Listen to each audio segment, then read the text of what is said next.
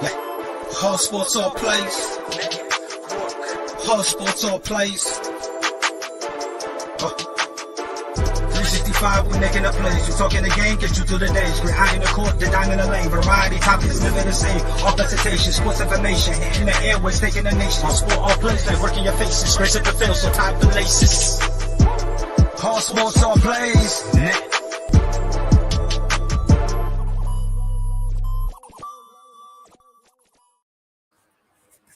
Good morning, everyone. Happy Monday. It is August 29th, 10:02 on the East Coast, and you're watching ASAP in the morning. My name is Craig. I am joined by Pride. Pride, how you doing this morning? I'm doing good. I don't know if anyone has told you, you have a professional voice. Well, thank you. You have a professional voice. You and Sam need to get together because, man, you guys both. It's incredible. But I'm great to be here. It's nice to meet you, my guy. And let's Yeah, I have a great one. appreciate being part of the morning show and being able to kind of get our show back rolling again. And I really enjoy watching you guys and how you've conducted the morning show and everything. It's been really fun to watch. A lot of fun takes for sure on the show. Oh, yeah. So as we get going, you never know who's going to jump in. But before we get rolling on all the topics this week, first and foremost, if you are on the stream, please give a like, a follow, a share. We're live on Facebook, YouTube, Twitch, and Twitter. And you can find us on Facebook at All Sports All Plays, Twitter at ASAP Network 1, and on YouTube, search ASAP Sports Network. Give us a like, give us a follow. Really appreciate the love. And we love interacting with everybody throughout the show. So drop your comments and we'll have some fun today. So let's get right to it. Let's talk a little college football. Week 0 started this last week. I never understood why they call it week 0 because it's actually a week 1 now with all the games they've got. But usually it's a lot of the cupcake games, maybe some lesser known schools. But one of the big games that we saw was in Ireland. It was Nebraska versus Northwestern. And this game happened in Ireland. Probably the biggest story that came out of this was the fact that the all the fans that were in attendance, the internet was down, could not connect to the internet, so they couldn't use credit cards or debit cards. And the stadium didn't accept cash. So everybody got free beer. Everybody got free beer. And as a college football fan, anytime that you're offered free beer, it's always a good day. It's always a good day. Anytime you get that. But I wanted to go over this game, this Nebraska versus Northwestern. And if you were joining in on the show, on the weekly wrap-up show last night with myself and Shane, we talked a little bit about Nebraska and Northwestern and kind of what happened throughout that game. And one thing I don't understand about Nebraska is the fact that they fire Bo Pelini, who hadn't been winning more than 9 games in a season. And they turn around and said, all right, Bo Pelini, you're out. You can't take us where we want to go. So we're going to go and we're going to get Scott Frost. Now, Scott Frost, going into his 5th season, hasn't really been good. He's had maximum 5 wins in a season. So getting off to a slow start, trailing at halftime where they're 3-20 under Frost at the half. But they end up taking not 1, but 2 double-digit leads within the game, and Northwestern still comes back to win the game. Honestly, if that doesn't cause you to get fired, then at this point, my guy needs to run. And it's insane because like that onside kick, I think they were up, correct me if I'm wrong, 11. That to me was just like, oh, I'm going to outsmart everyone. because the logic that he was trying to spit out was, oh, well, if we recover the onside kick, we can now focus on milking the clock because then they need to score. So they need at least a field goal. And then they would have the pressure on them to score again, which in theory, I sort of kind of understand. But you're up by 2 scores. You don't necessarily have to do that. Like, to me, it reeked of, I need to prove I'm the smartest guy in the room. Mm-hmm. It was a horrible, horrible thing. He even said it. Look, if I could go back in time, I would take it back. What up, Mike, baby? Hey, man. But I think it was a stupid move. It was, and I honestly, can I be honest? I think the pressure was getting to him. I was talking to my coworker yesterday, I think it was. Yeah, I was talking to him yesterday about it. And he was like, I think the pressure just got to him. I think it was a situation where he understood, like, man, if I choke this one, I'm really, really, really on the hot seat. And we're talking about Scott. Oh, yeah. Yeah, we're talking about the bozo of the day. Because, man, he needs that award, Mike. I'm telling you. But it just gave me vibes of, I want to try to be the smartest guy in the room. I think it's 5-21 in a 1-score games. Mm-hmm. On top of the 5-20 after leading by halftime. It was the one that you spat out, Craig. But it's horrible. Oh man, it is horrible. And I think now it's a situation where, like you said, they moved on to Scott Frost and thinking, oh yeah, we're gonna be able to be better. And I think they took a step back. Because dare I say, without Scott Frost, I think they're winning a lot of these one possession games. And if you really look at it, it's not the players that's selling. It's the coaching, because the coaching is putting them in stupid situations. This is just one of the most egregious ones. Like, you kick the onside, you do the onside kick, which is dumb because you give them perfect positioning. So, but I'm not a coach, so I don't know. What do I know, man? What do I know? Yeah, that stat you mentioned. Scott Frost is 5-20, 5-21 1-score games, and then 3-20 when trailing at the half. Yeah, like, come on, bro. Oh, that's horrible. That's the inability to make adjustments. I mean, if you're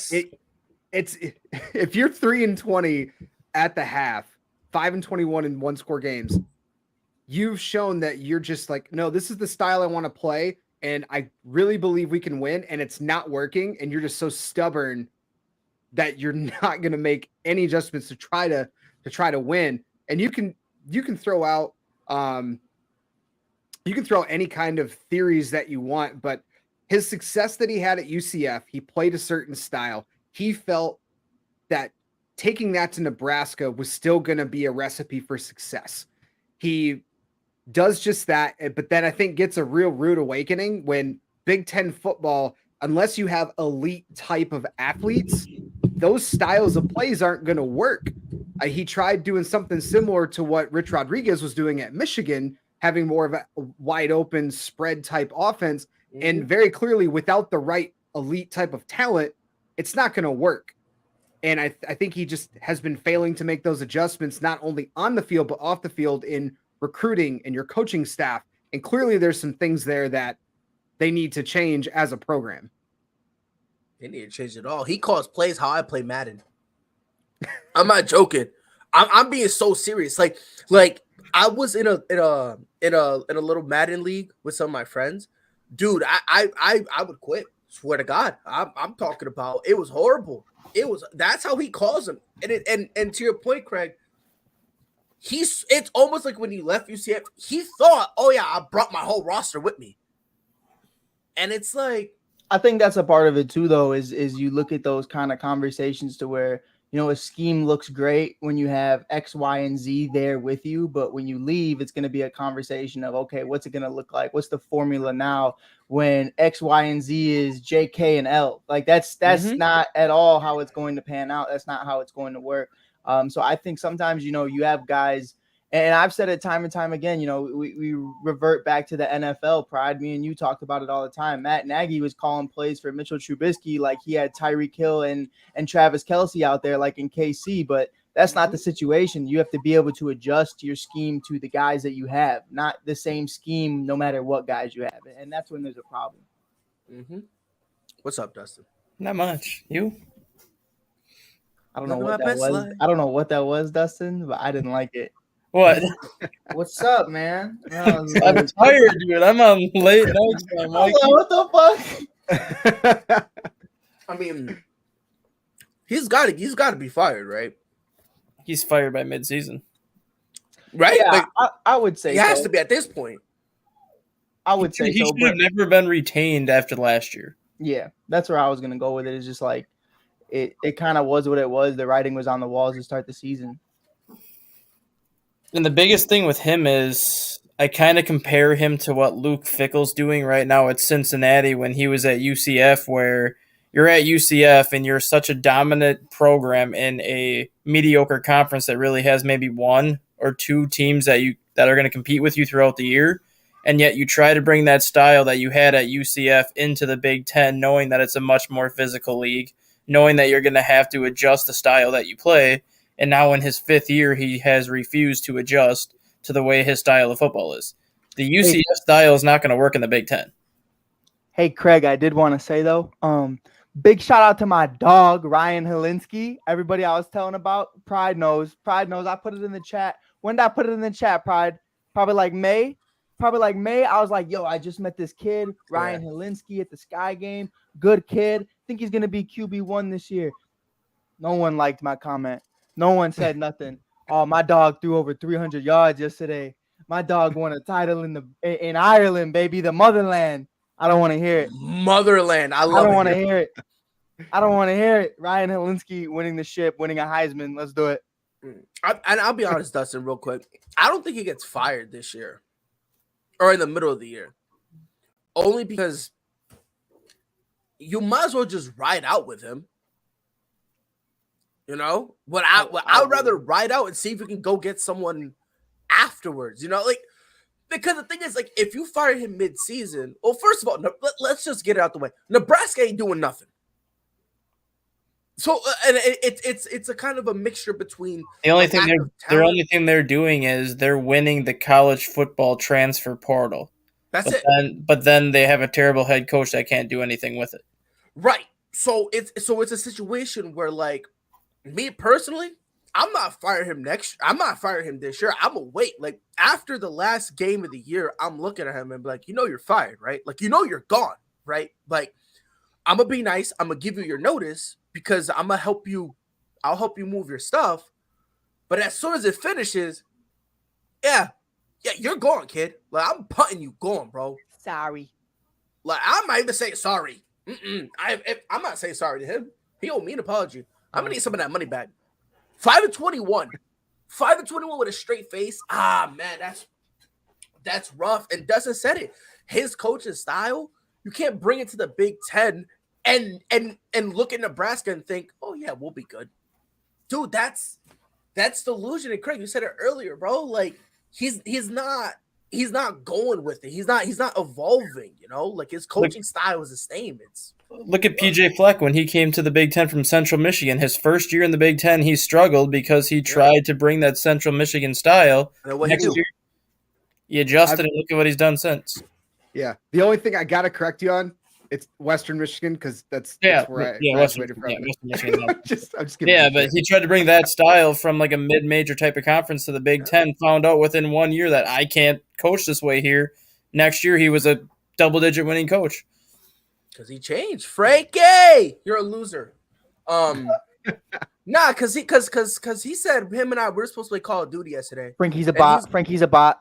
He NPC, bro. Because like he's NPC. Because like he told me yesterday, oh yeah, we'll play. Because I guess I don't know if y'all watch Game of Thrones, but like the new thing came out, House of the Dragon or whatever. I guess it's supposedly like 300 years before Game of Thrones, and it shows you how the people who run it got it. I don't know nothing about it. My fiance slaps me because I asked her why she needs to watch it.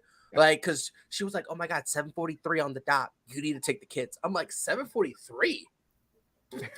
Who It starts a started show at at 7:43? 7:43. Yes, because That's when it went live on HBO Oh, Max. HBO Max, yeah. So like, that's what I'm saying. She was like 7:43 on the dot. I'm like 43. What in the world?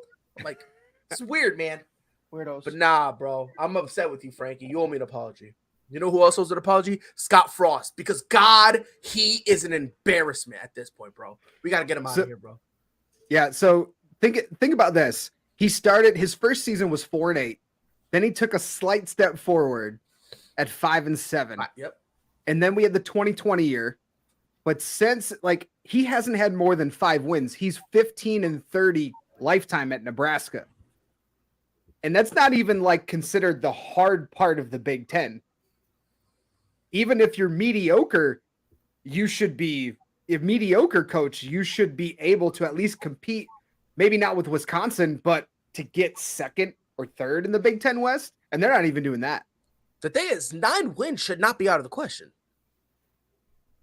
It should not be. Can Like, I ask a question though? Go ahead, Mike. All right, it's very early. It's very early, and I'm just asking: is Northwestern football back? And is it a conversation of maybe not we winning anything, but are they coming back to relevancy? Well, if you look at Pat Fitzgerald's track record, you can say yes, because every year that he has a bad year, the next year they're a 7-5 type of team that rebounds, and the next year after that they're competing for a Big Ten title. That's just been his track record, where he always has one really bad year because he unloads like a lot from his senior class the year before. So kind of that first year back, he's retooling, getting everybody ready, and then the next 2-3 years is when you start to see Pat Fitzgerald football. So I would say 7 wins, 8 wins for Northwestern, and like a 3rd or 4th place finish is very possible this year for him. Which I don't think you is took bad. the words right out of my mouth there, because that's exactly what happens. Pat Fitzgerald's a great coach, but it's very cyclical. When he gets a good group in there and they develop over 3 or 4 years, they have that year where they'll make a push to maybe make the Big Ten championship. And looking at their schedule, they've got a couple of tough games. Home against Wisconsin, home against Ohio State, at Penn State, at Iowa. But other than that, they don't have a lot of difficult opponents. So this could be a trend for Pat Fitzgerald this year. You never know. And if we're going based on schedule too, that Iowa and I think you said Penn State, those are not like in my opinion, the Ohio State game, you're taking an L. Just put an L on it and you're fine. The Penn State and Iowa, sure, they're difficult, but I expect them to at least put up a decent fight to the point where they have a legitimate chance of winning type of thing. Right. You know? So, and James Franklin's been struggling, not what they expect from that type of a coach at Penn State. It's, playing the Big Ten East, but yeah, to your point, Iowa's again a similar type of team where every couple years they make a big push, but it's not consistent. So you very well could have, even though those are 2 very tough stadiums to play in, Northwestern very well could go into those hostile environments and they could pull out W's. Right. And I think a big part of it for me, and I'll leave it at this because I don't want to sound like a biased individual, but, when I'm looking at it, you have this gauntlet and it's not at the quarterback position. As much as I love Ryan, that's my guy. At the end of the day, Pride and I have talked about it about many different teams. I feel like when you have a quarterback competition, more times than not, it's kind of a scary conversation because if something is to happen, God forbid to Ryan, or something is to happen to just where things just aren't working out, you kind of have a different sense of what your offensive identity is going to be. But their offensive identity is that run game. I mean, you had a kid in Evan Hall have 22 carries, 119 yards, and 1 touchdown. Then here comes Porter, 19 carries for 94 yards and a touchdown. And I get Nebraska is dog shit, and that's what it is. But at the end of the day, you have this gauntlet, and you have this understanding that these guys can run that rock, and they can consistently do it for a longevity amount of time. Like these kids, you can run that ball, especially. And Craig, I got mad love for you. But when you started it with Wisconsin as being an issue, I was like, nah, we're straight, strictly because they can't stop the run. And that's one of my biggest things about Wisconsin is, if you're going into it with a quarterback aspect, then I'm going to have that conversation of maybe they know the situations, maybe they understand it a little bit better. But from running the ball, they've always had problems with that. Even when they had Jonathan Taylor, they had issues with it. So I think, it's something where I look at that. Obviously, like Pride said, Ohio State. Yeah, Ohio State. That's where I'll leave it with that. And then Yeah, Penn just take State. Yeah, Ohio State. That's what we'll say. But Penn State and Iowa, I think if you go 1-1, that's pretty solid. I think, it's pretty realistic. I think that win would probably come out of, and I'll actually say it, I think that win comes out of Penn State. I think Iowa is one of those teams that a lot of people are sleeping on, and a lot of people are really not even looking at right now just because it's Iowa. But they have a great running back committee. They have a great tight end committee. And they got a nice little program going on over there. But I think Northwestern football they're on their way. And I will say, being a Michigan fan myself, Ohio State's coming for blood for everybody this year. Oh, yeah, they want all the smoke, bro. They want it all. Especially CJ being, most likely entering the draft next year. Yep. It's going to be, I don't, and anybody can correct me if I'm wrong. I don't really see the future in Ohio State outside of CJ right now. So I think it's do or die. I mean, I get it. Ryan Day's finally starting to see he's getting rid of those the Urban Meyer players are cycling out, and he's getting his own. And I think it's going to be more of a struggle for him than he's expecting. Yeah. What a time to be alive, man. What a time to be alive. This is why I'm glad I don't have a college team, bro. Because imagine, bro. You know what? I'm whoever wins the championship, that's my team. I'm a Georgia boy now. 100%. I'm a Georgia boy. That's how I became a Clemson Tigers fan when I was like 16, 17. I was just watching Trevor Lawrence for the first time, and I was like, I had watched him in high school, but I didn't really have a team I was dedicated to. And I saw Trevor Lawrence's, sunshine type haircut, and I was like, that's my guy. That's my guy from here on out. But then, had to get away from that because DJ's just god awful, and I can't watch that anymore. Zoinks.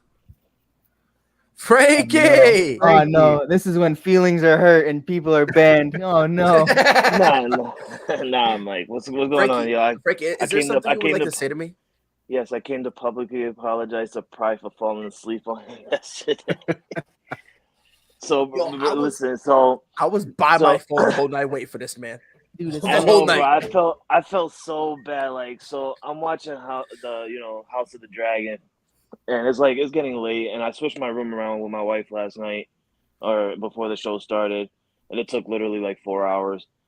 And then once the show stopped, literally part of me was about to get up, but I was still sitting down, and then I woke up and it was 3 o'clock in the morning. I'm like, damn, Pride's gonna be mad at me tomorrow.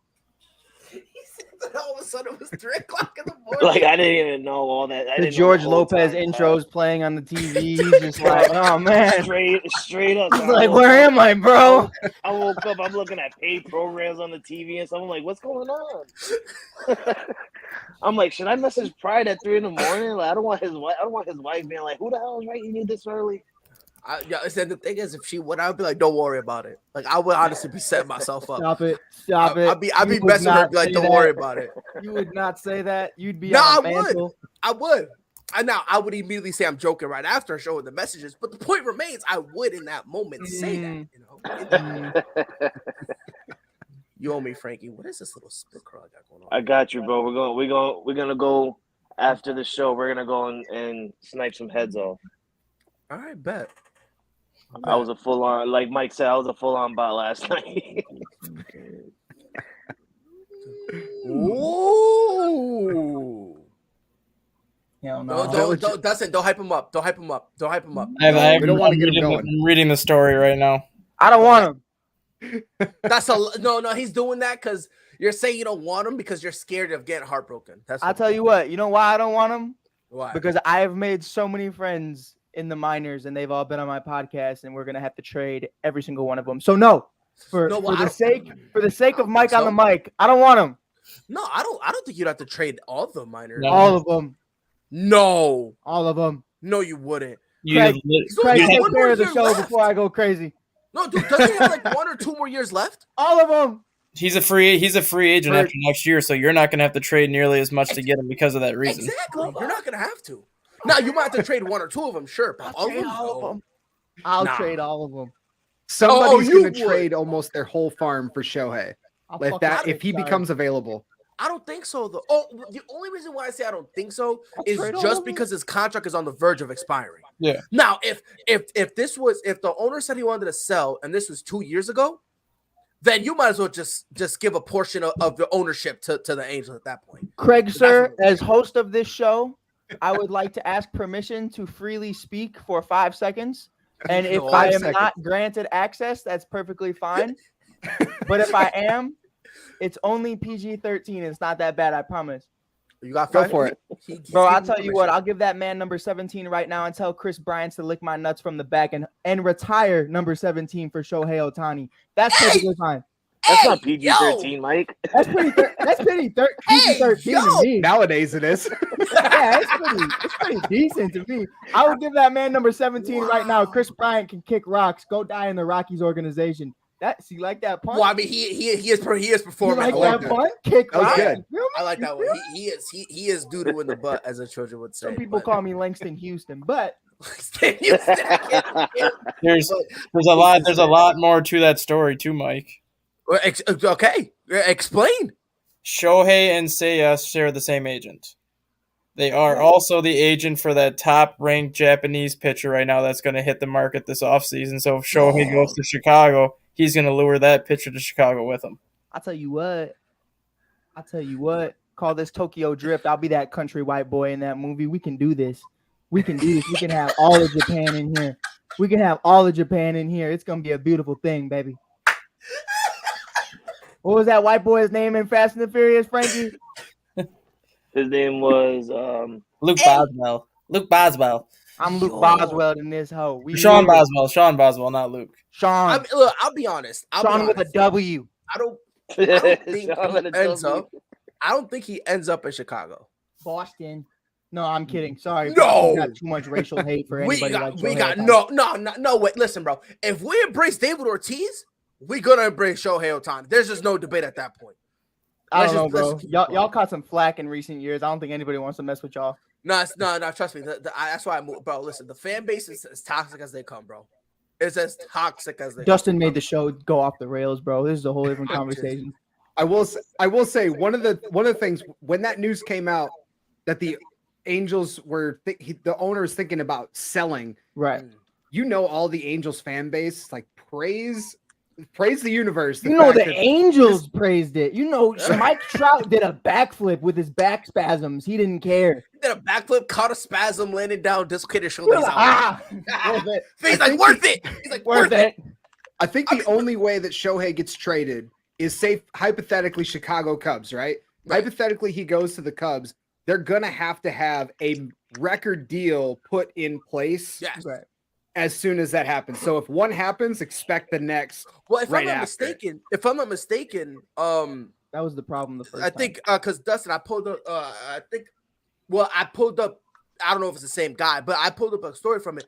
They're prepared. Like Chicago is prepared. To they're give mad. him I mean, what he shit. wants. When Shohei signed with the Angels, it was down to the Angels and the Cubs originally. Right. Right. This The isn't the problem first with time that that was the they Cubs weren't had really pretty about- much had Shohei. They just weren't willing to give Shohei the amount of years that he wanted, just because at that time there wasn't the DH in the NL and they couldn't guarantee him that he would be able to pitch and play in the field.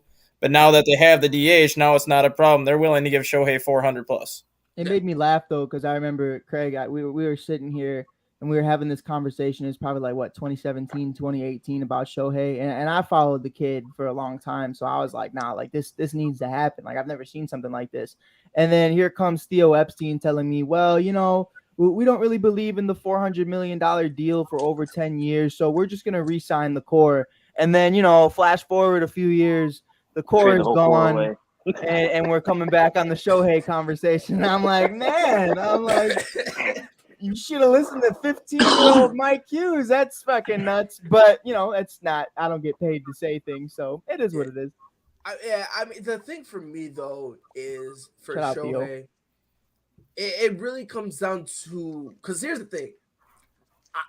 I think it's more likely he goes back to Japan than anything. I think he can get the money for it. I think he could definitely get the money for it. But But why? He'll turn into Somebody Ichiro again. somebody offers Shohei $400 million. He's not going back to Japan because he'll never see that in Japan.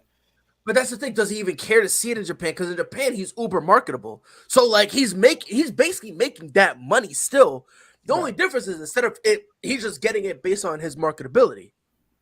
So Yeah, here's you know that what I mean? conversation of like you said, like with advertisements, baseball in America, as much as people want to say it's America's pastime, it's really from a marketable standpoint just falling off. You're gonna see Baker Mayfield on a Hulu commercial before Shohei Ohtani, which baffles my mind. You're gonna see guys who I love you see what I'm Watch the saying, though. slander. You see what I'm Do not saying, make the though. defender. You see what I'm saying though. It's not like Mike being from Chicago. You put Shohei in Chicago, he's going to get instant marketability. I think he don't know does, about- but I I don't know think there's about still that conversation of what Japan does for Japanese baseball and how important it is to them. There's so much money and so much more marketing there than there is here.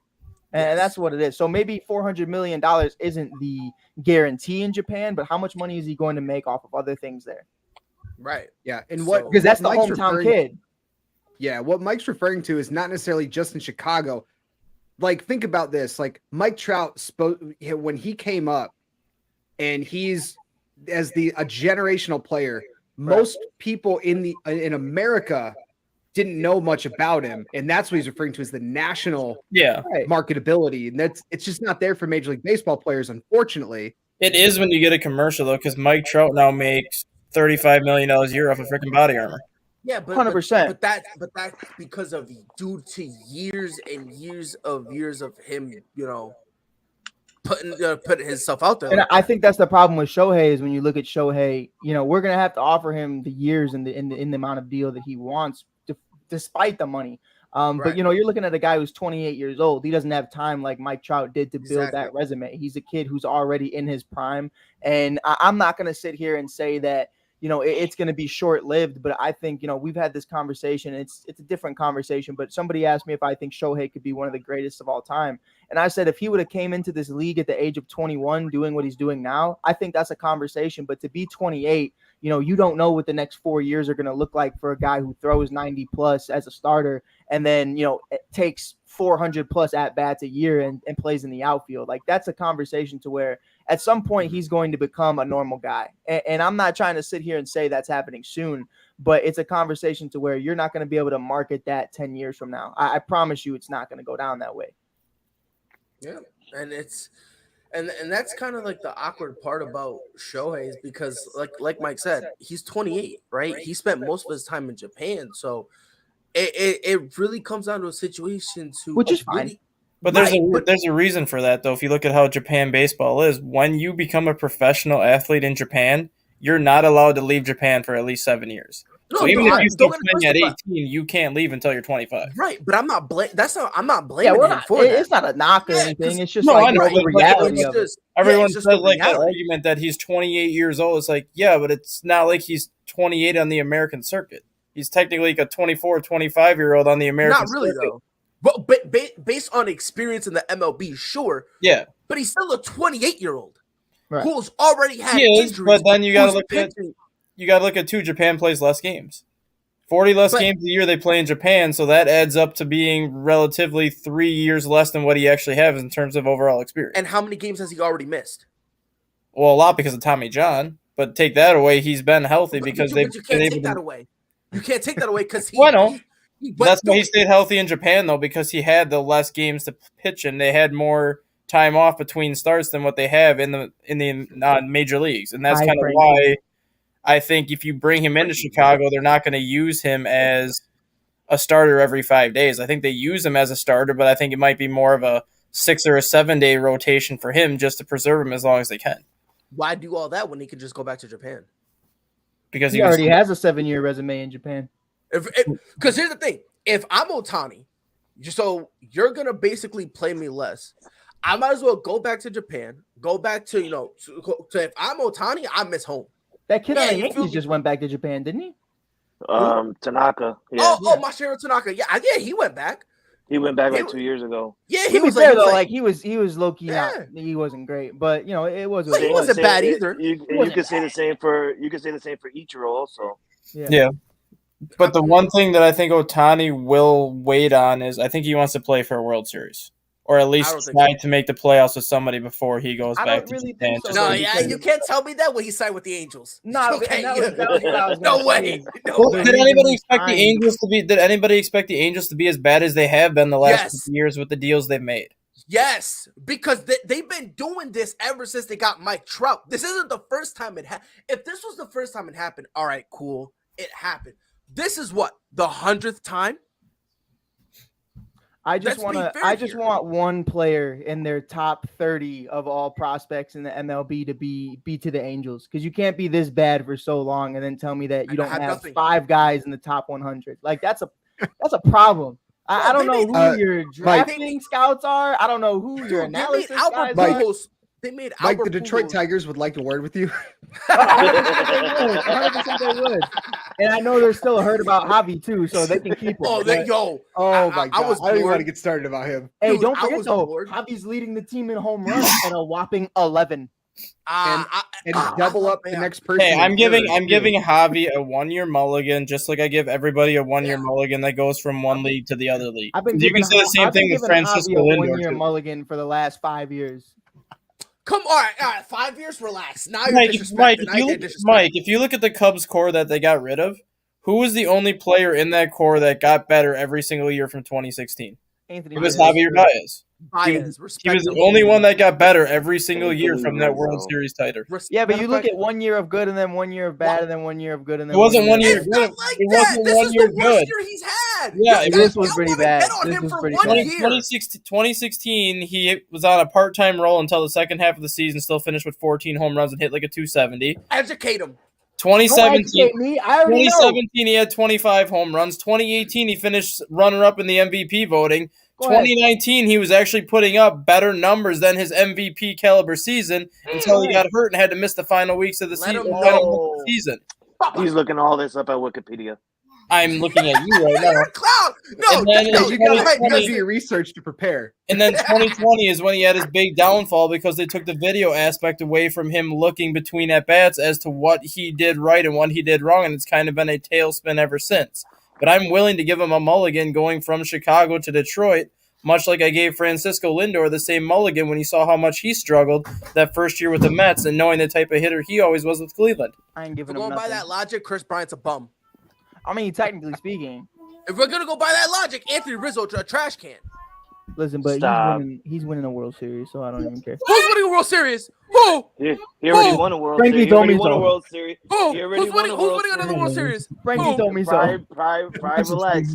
No, I know Anthony Anthony Rizzo Rizzo won one in already- Chicago. He's winning He another one. already won. Yeah, he could win another Y'all one. like that Yeah, setup? if he leaves New York. He could win another one. Oh, you could say the same thing about your guy, Rafael Devers, right? Oh, he not him. Xander Bogaerts. They're not winning another one until they leave. Have you seen how we've been playing lately? The Boston Red Sox are literally like, you guys got JD Martinez and you're ruining the guy's career. I wouldn't say that though. JD Martinez ruined his own career. No, Boston Red Sox did. Sorry, How? Pride. Wait, but hold on. How can you say we're ruining his career? He Because ruined his own you career. could argue that his career is kind of already set. Catch a baseball, kid. He's a certified DH now. He ruined his If own we're gonna career. be honest, he is certified DA, and that wasn't our fault. We tried to put him in the field. We tried. He couldn't do it. On cloudy days, he's None losing of the that. ball in the sun. Frankie, I'm usually with you, bro. Usually it's Boston K, but I can't rock with that one. I can't rock with that one. All I'm saying is when we got him, we tried to put him in the field. My guy was losing fly balls in the sun on a cloudy day. All I'll say is Justin Fields is better than Mac Jones, but that's So, irrelevant. settle down. Yeah, Settle settle down. that down. Settle that down. Calm Settle that down. down now. Settle That's down. a whole different right. conversation you're not ready for, Mike. All right, so one question then. We're talking about Shohei Ohtani and how much he can make. So he's got Yeah, one get more him out year here, Frank, arbitration. good for you. I'm And then here. he's- I'm still here. Oh, damn it. Oh, Never Frankie's mind. still here. Okay, Yeah. he's got one more year arbitration. Then he's a free agent. So with Uh-huh. Julio Rodriguez signing his potentially record deal at 470, knowing that Shohei Ohtani is still 28 years old, he's going to hit the market just before 30. Right. Does someone pay $500 million for Shohei? I don't think at Hell the age no. of it'll be going on to 30. I don't think someone does it. That's Can I be honest? insane. 500 mil to a player. It'll be 10 years, $400 million with a bunch of opt-outs and a bunch of team options tied into it based on health. I mean, yeah, but honestly, I think there are a few teams that'll throw 500 mil at him. And they can I really do. And they can front load the deal. They can front load the deal too if they want to, where you give them $60 million a year for the first 5 years of that deal, and then the end of that deal, you're giving them like $20 million a year. Yeah, put the hat back on. I mean, I think there'll be a few teams that'll give them the 500 million. I really do. But the thing is, it goes back to what Dustin said. You're right, Pride. Now tell me why it's Boston. No, bro. We still pay Dustin Pedroia. Okay, and we just finished paying. Who was it? Manny Ramirez. I think you just finished paying Mookie too. No, we still paying Mookie. So Wow. right now we should not be focusing on none of that, bro. Because we still pay. Rumor has it we're still sending Jason Varitek a big fat check. That's the rumor going around these parts. So I'm chilling That's right insane. now. Bro, yo. Listen, it won us a ring, whoop-de-doo, but God, man, the ramifications was killing us. But I do think someone will give him a $500 million contract. I think the thing is, will he get paid the entire contract? That's really the question. Because to Dustin's point, after the 5 years, I think it's going to be 5 years, guaranteed. And then after that, it's going to be opt-outs for every year. So that way, if something happens, they have an out. Same thing, kind of like a Carlos Correa type of deal. When he went to Minnesota, and he has an opt-out for the first 2 years. So that way, he always has an out no matter what. I think the end of Shohei Ohtani is going to look like that. So I think the bigger question is, does he even get paid his entire contract? Right. That's honestly the in my opinion, I think that's the question we really got to ask. Because I think Ohtani's going to look, he's not going to sign it just because it says 400 million, or 500 million, whatever the case may be, 450. He's not going to sign that because he's going to go, okay, how do I know I'm going to get all this money? That's really his thing. How do I know I'm going to get all this money? Because if you're adding all these opt-outs, yeah, cool.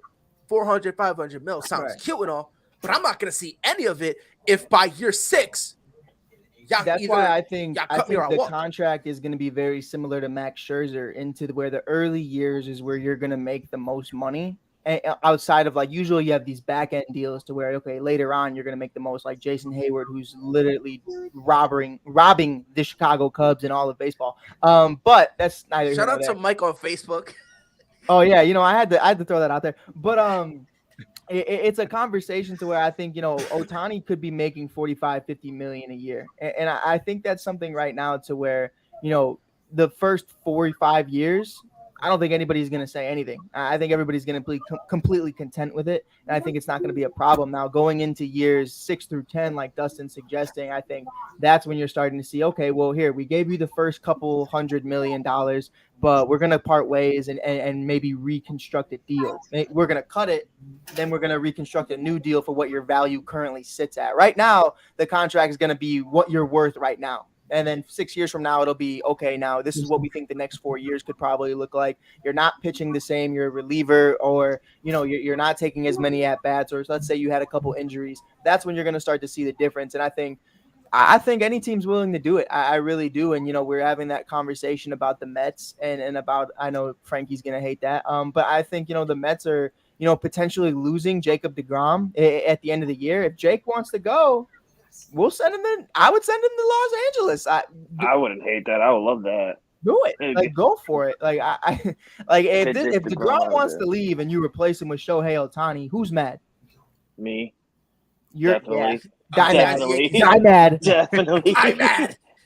Super but mad. honestly, you do make a solid point, and I mean, for me, it just really comes down because I think Ohtani's going to look at that. And this is why I think it's another reason why I personally think he's going to go to Japan.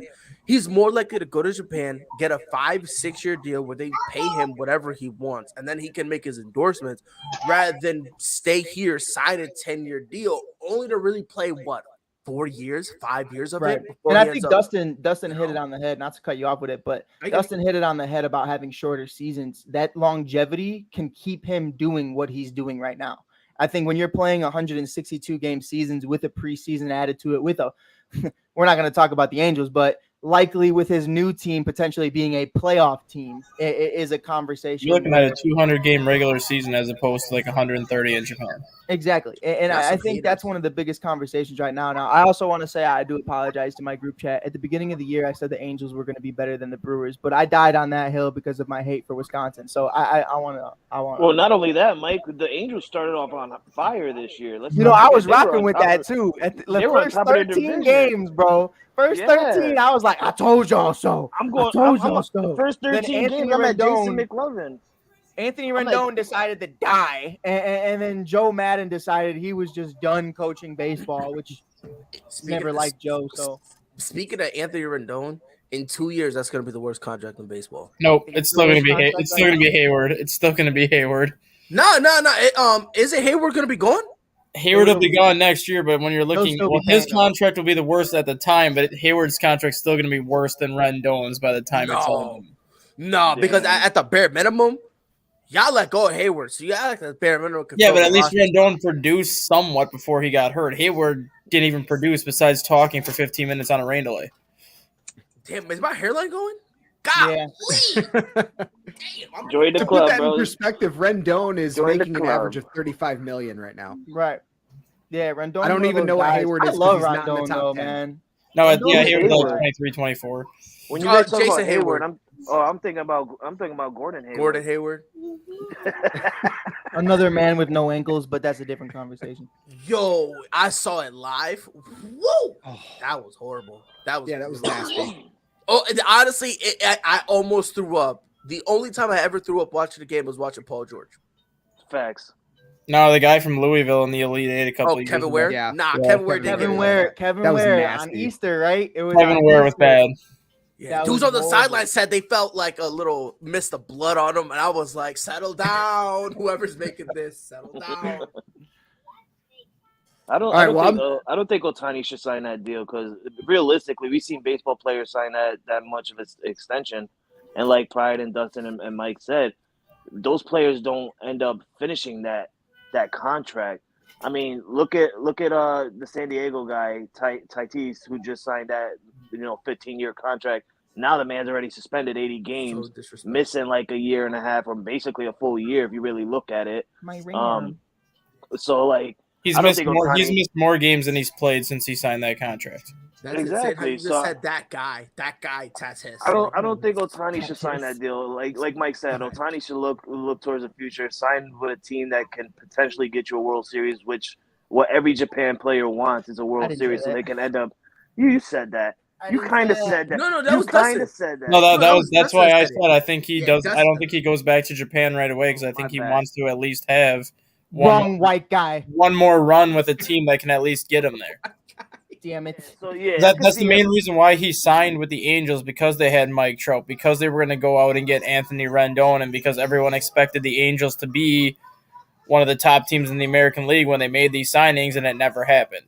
And now that it comes back to it, I think Shohei does a little bit more research now as to who he's going to sign with, and kind of looks at everything from the top down, as in who do you have right now, who do you have to bring in, and who do you have in your farm system coming out that can help me if I come here for 10 years. My problem with that was I heard a lot of people talking about it at the time, and Pride and I have talked about it before, where it had nothing to do with him winning a championship. He decided to go to Anaheim because of the weather and because of the conditions.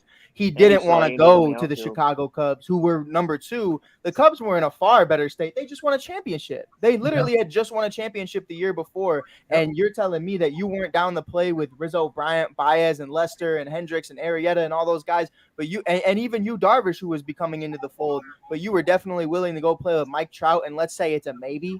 Like there's no way, shape, or form he thought that Anaheim was going to win a championship. He did that because that was where he was most comfortable. Well, and it was because the Angels were the only team that was willing to let him play both ways.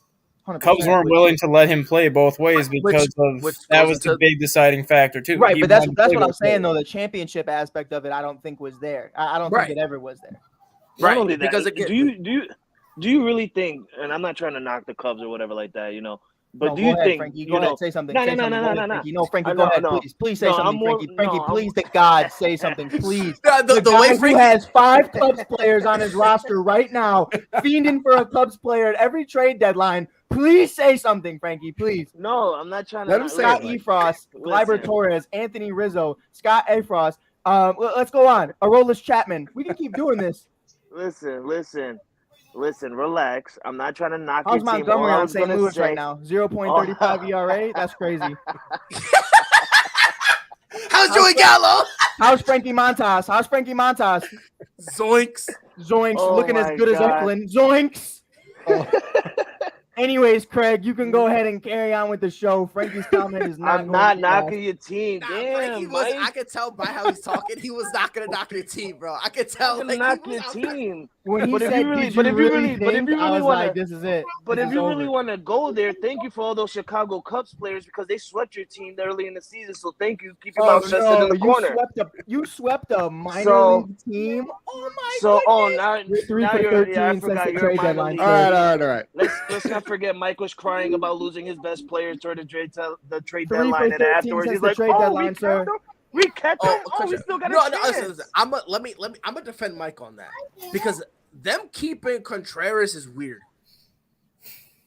Like, leave it. that No, is- it's not. No, it's not weird. It's What are leave you it to gonna Jed. get for him? It's leave it to Jed Hoyer to f something up because he overvalued Contreras' worth and then panicked and couldn't do anything at the deadline. and Mike said something. He said something like, Mike, you said this earlier, right after the trade deadline. You're like, we better give Contreras a stupid fat deal then. Yeah, I said it, and 'Cause it's Craig, like- I'm sorry, I know you want to go on with the show, but I did say immediately after, I was like, there better be a contract extension in that kid's locker the next day, and there still hasn't been, and they haven't had a single conversation about it, and that's to me where it's like, I'd rather you tell him, this is it now. Like this is the end of it.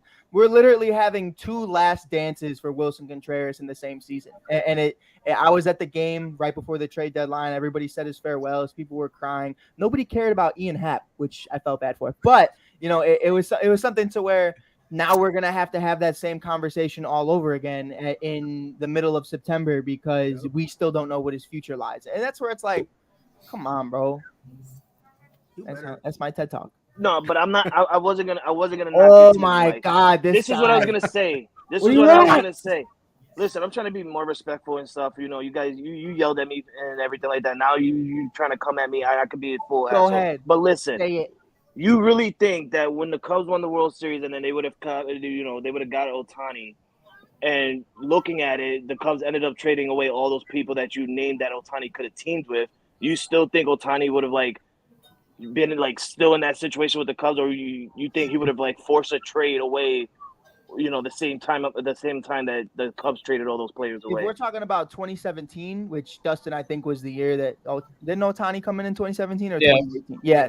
If the Cubs went to the NLCS and what they lacked, one was pitching, and 2 they lacked somebody who was a consistent bat. And this isn't me being biased. I think the Dodgers were still young in 2017, and I think the Cubs go back to back that year. Immediately following that, I think the only good players on the Cubs in 2018 are Ohtani and Javier Baez, and everybody else is just kind of like whatever. It would have ended the way it ended, but I think that's exactly what they needed. You had Jake Arrieta, who looked like crap.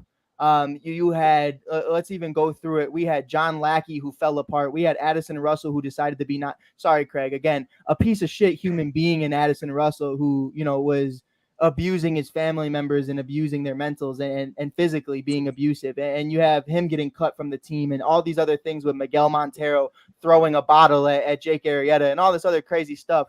You have all that going down. I think Shohei Ohtani ends all of that. You have probably one of the craziest NLCSs against the Dodgers and the Cubs in that. And I think the Cubs probably win that in 6 or 7. So I don't know if they win a championship because Houston's a bunch of cheaters, but it's definitely a conversation where I think they would have made it to 2 chips. Please don't say that. So- until James So Butler pops up. what Frankie was essentially asking, do you think if Ohtani's started at Chicago that they don't sell everyone off and they continue to try to push I think for they more? still sell. No, it. I don't think they sell him off because the No. big difference is what started the sell-off in 2017.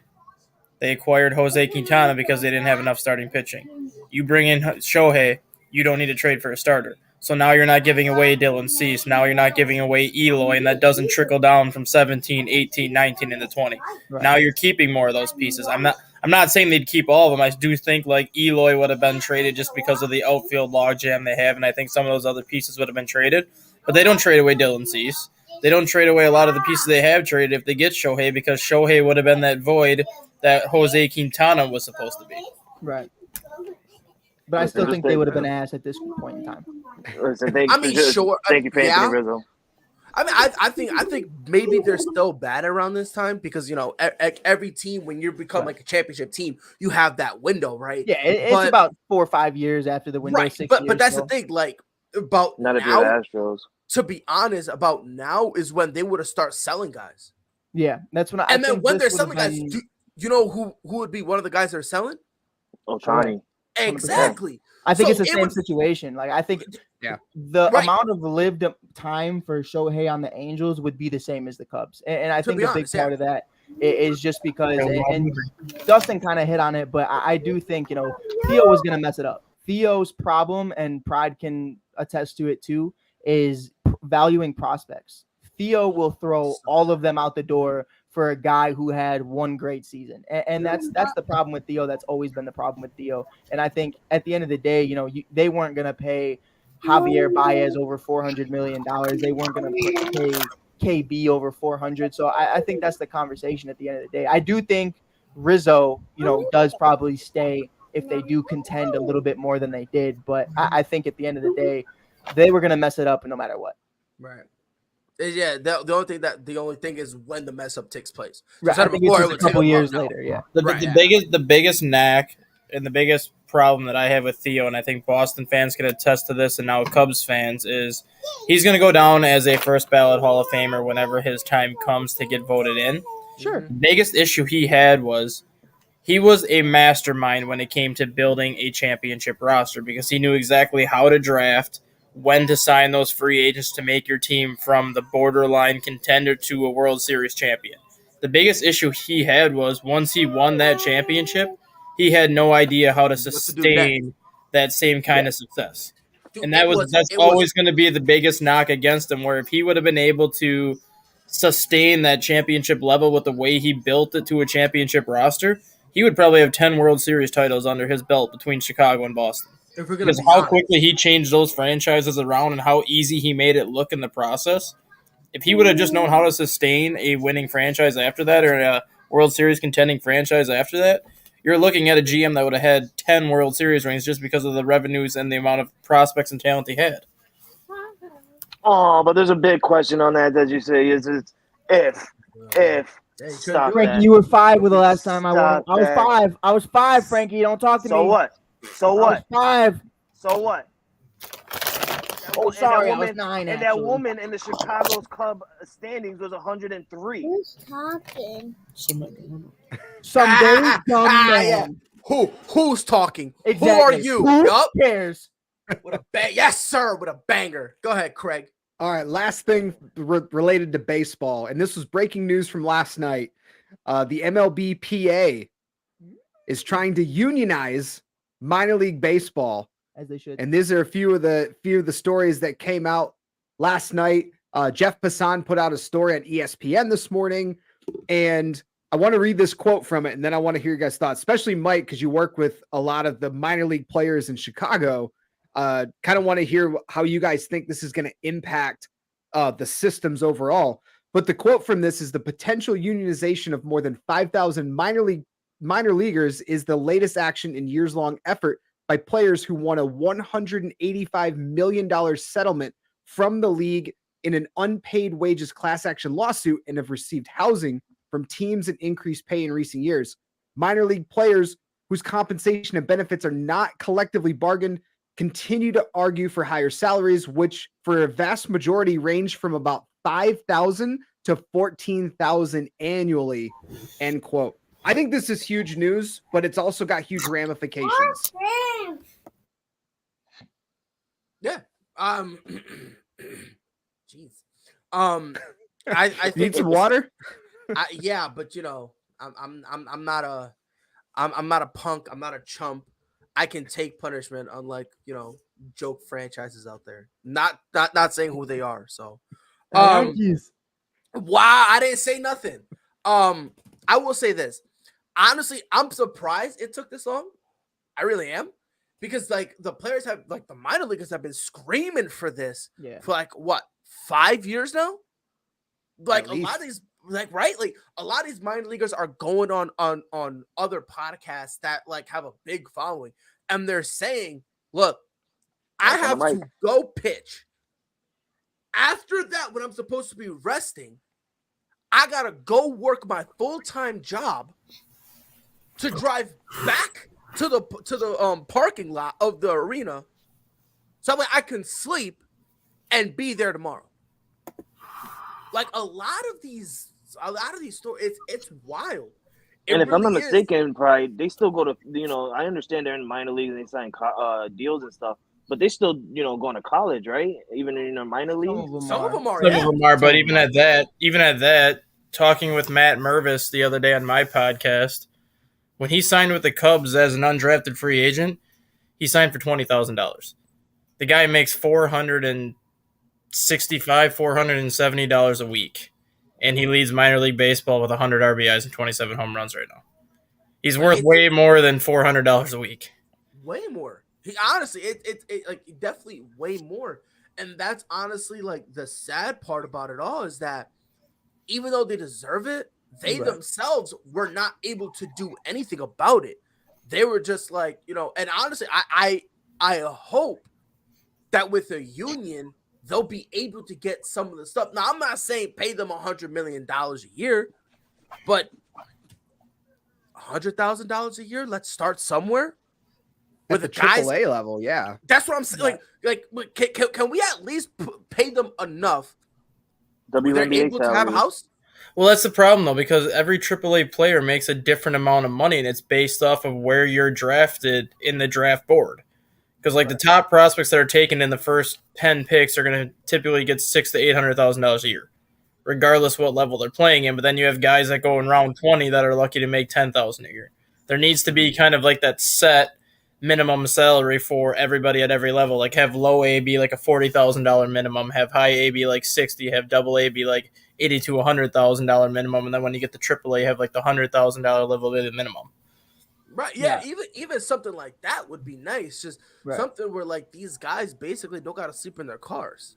And I think that was a point I was gonna hit on. I do know a couple guys that were on the Cubs that do currently sleep in their cars. And I'm not gonna name drop them just out of respect for that. But if you follow their stories and these guys and you know them for a long time, and I know one of them who's admitted to it and has publicly came out to say that, to kind of get to this point to where we're at now with the MLBPA and have this conversation. A lot of people don't know that. A lot of people don't understand that. A lot of people think being a baseball player is one of the most luxurious things in the world. But I think financially, a guy could be worth $40 or $400 a week, not 40. $400 a week. That's fine to me. It is what it is. You're working a part-time job until you get to the majors, even though it's full-time, but that's just the grind. That's the hustle. The problem to me is the housing part of it, getting to place. You're not going to ask me to move all the way to, Craig, respectfully, bumblefuck Iowa if I'm from Puerto Rico and not know a lick of English, and you're expecting me to make $300 a week, and I have no housing. I have to pay for my own airfare. I have to pay for all this stuff. And I look at, I work a big part in the WNBA, and a lot of them have issues with the flight travel, and a lot of them have issues with getting from A to B. And a part of that, it's a whole different conversation. But, at the end of the day, if you want to see these individuals as your professional athletes, as people who you want to be potentially the faces of your franchise, I don't want to remember the time where I had to live in a car. I think I've spoken with Brennan Davis. I've spoken with Cole Franklin, Ryan Jensen, and a lot of other guys.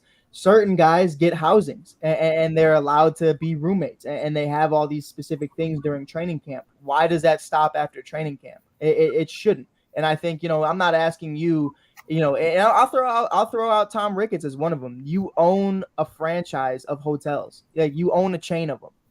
Bring more into your minor league towns. Bring more that are specifically, hey, this floor, and this floor are for all of our Chicago Cubs players. It's not too much to ask. We're not asking them to have these penthouse suites, but a room somewhere to have an established place. Now, obviously, the rest of the hotel is a hotel, but let's say the top 3 floors are where your Cubs players goes to stay. That shouldn't be an issue when you own a hotel chain. That shouldn't be a conversation that one of your players is living in a car. And that to me is where there's, the pay is definitely a conversation. And I think, some of these guys making 10 to 20K a year is complete bullshit. For what they're giving up. And, if this kid tears his ACL, then okay, bye. You know what I mean? Like, good luck on wherever you are. You're in the middle of Iowa. You're from the Dominican Republic. Like, I'm not going to help you get back. I'm not going to help you with this. It is what it is. Like, that to me is a part of the problem. But the biggest part to me is the housing. The biggest part to me is the transportation and really how they move about it. So to see that kind of become unionized is everything, because it's so – here's what it is, take it or leave it. And I think that should be the conversation right now is, you're looking at guys like Tatis, whether you believe in Tatis or not, whether you believe in Julio Rodriguez or not, I love it. Because out of 1 year of their experience, they're fiending these guys for $400 million, and owners are crying about it because Tatis turns out to be on roids and he turns out to be injury prone. I'm fine with it, because one guy is pissing off the front office of the San Diego Padres. How many guys are the San Diego Padres screwing over yearly? Like that's over 200. And that's a great point. I'm glad you said that, because my devil's advocate question to you guys would be, knowing how MLB and franchise owners operate and how they try to save money. I could throw like Detroit Tigers, Chris Ilitch under the table, because he's talking about, we're going to spend money, and then, they're very frugal with their money. So knowing that, the backlash, I think potentially, and I really hope this doesn't happen. Remember when the MLB retracted and they contracted some of their minor league teams? Right. I would not be surprised if this does happen, if they counteract and go, well, because of this and all these added expenses and all that, well, we're going to contract and we're not going to have low A ball anymore. We're not going to have the complex league anymore. Like, do you guys think that could happen? I think it could, and it'd be very unfortunate. Because they already got rid of the short season league last year, and that eliminated like 60 teams as it is. They won't get rid of the complex league, especially not the Dominican complex league, because that's how major league teams can get away with signing players for so cheap. Right. You give a 14-year-old a $15,000 contract to go play professional baseball in the Dominican Republic for 3 years. What 15-year-old is going to say? No, I'm not going to do that. It gives them an extra 3 years to stash them there, where they can develop them at their own pace before they bring them stateside. They'll never get rid of those leagues. And the ACL is mainly used as like a rehab league, or like for the draft picks that get drafted in June and July, and then they'll go there for the second half of the season. So they will never get rid of those. I could see low A being eliminated and just doing just a straight A ball, double A, and triple A instead of having the 2 A classes. But even at that, what low A teams do you get rid of? Because a lot of the low A teams in the minor league baseball bring in so much revenue for the city that they play in. What city's going to be like, hey, I don't want this team anymore? Like being a Cubs fan like Mike, look at the Myrtle Beach Pelicans. Myrtle Beach Pelicans bring in so much revenue from March through September when baseball goes on there, that once baseball season ends, the economy takes a huge hit down in Myrtle Beach because of it. The Pelicans aren't going to be like, oh, yeah, take our team away just because you want to condense. All these other cities are going to be fighting to keep their team there. That's why I think Major League Baseball is going to have to keep it the way it is right now, with the 2 complex league levels used for like the younger kids and draft picks, and then keep it at the way it is right now. Time out. What the hell is on your head? What is on your head? No. Leave him. Yeah, mama. By the way, Craig, just to let you know, Rob Scott is a Golden State fan, so don't let the... He's a Bulls fan. Gotcha. Don't let it be fool, Craig. I will say this, though. So the point that Dustin made up, or not made up, that he just said about it impacting the cities, like, I didn't know this. Mike Hughes. I accidentally moved to where I think it's the AAA of the Boston Red Sox. That was a complete accident. I accidentally came here. It was by accident, right? And it was so much like, it's so much of a hotbed of activity. They placed it in downtown. Mm-hmm. Like, that's how much it is. So if anyone's talking about we gonna take it out, you're gonna have to put pause on somebody.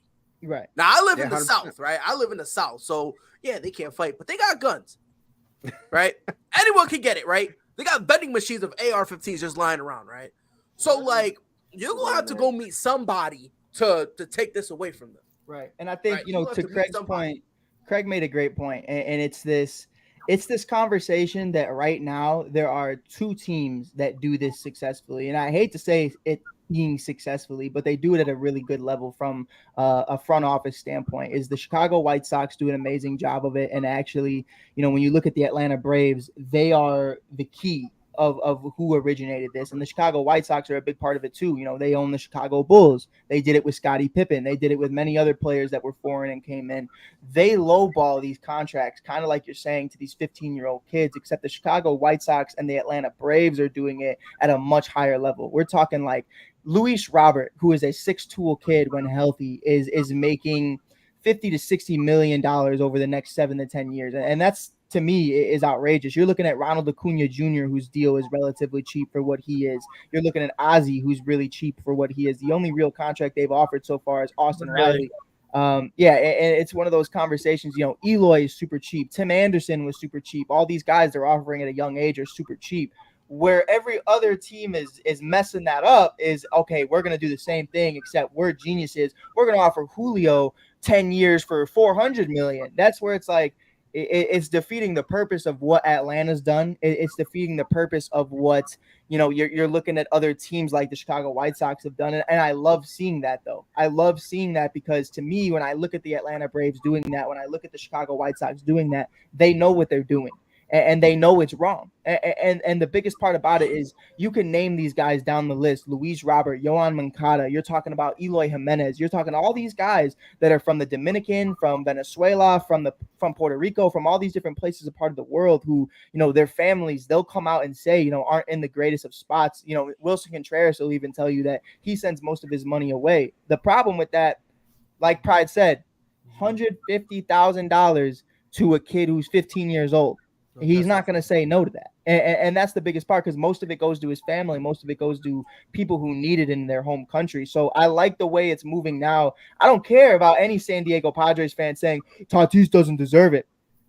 Good. And like I said earlier, die mad. Like, I hope it hurts. I hope it burns everybody's pockets, because, you know, you're offering this kid who's raking 50 home runs a year in Eloy Jimenez when he's healthy, and he's getting $50 million a year.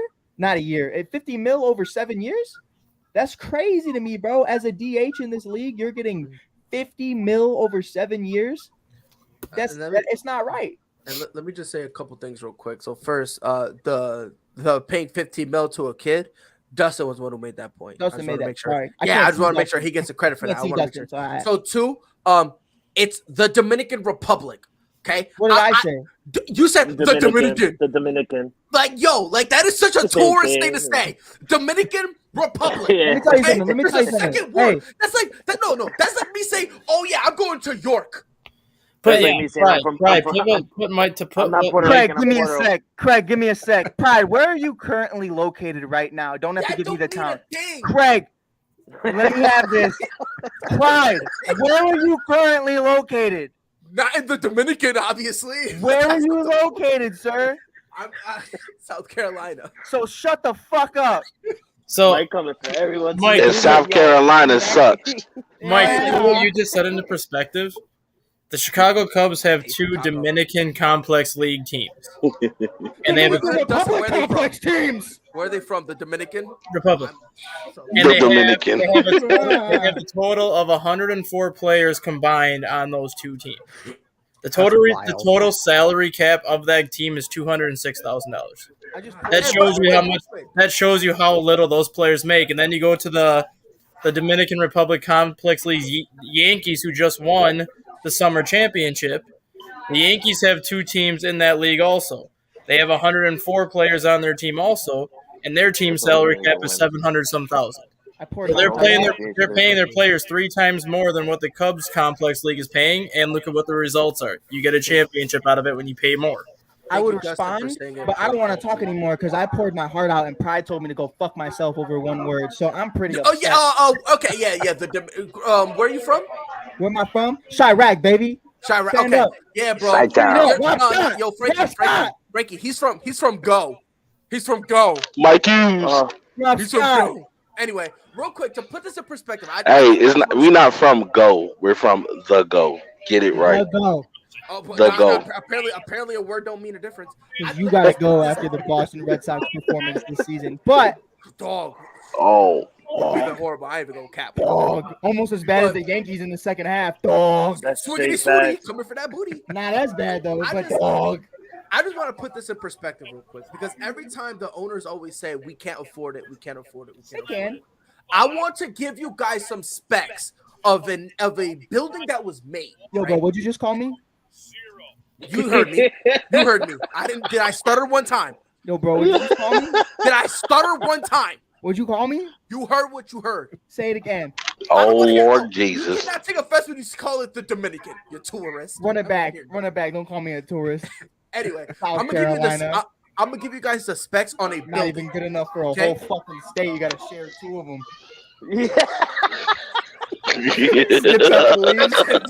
Yo, I gotta blow it. But these are some of the specs of another building, right? And then I want you guys to guess how much this building costs, right? 18 miles of new wire, 2 brand new support beams from a roof weighing 12 tons each, 6 miles of steel studs in the new walls, 1,482 gallons of fresh paint, including 300 gallons of black paint, 107 LED panels for 4 displays, 395 LED base light fixtures, 46 custom 12-inch tall RGB LED bars, okay? 50 by 50 soundstage, a VIP suite, a media lounge, 4 lockers, an engineering room, a production room, 4 12 lockers. all-purpose rooms, 3 multi-purpose rooms, and 22 individual rooms. Can anyone tell me how much that would cost? A Bro, billion. 1.4. So I got 1.4. How much you think, Frankie? I'd probably say like 2.1 bill. 2.1 bill. Dustin, are you here? Yeah. How much you think that building I just described would cost? 500K. 1.764 billion. 1.764 Why you bill. so Okay. much Very numbers? specific. Rob, are you here, Rob? I'm here.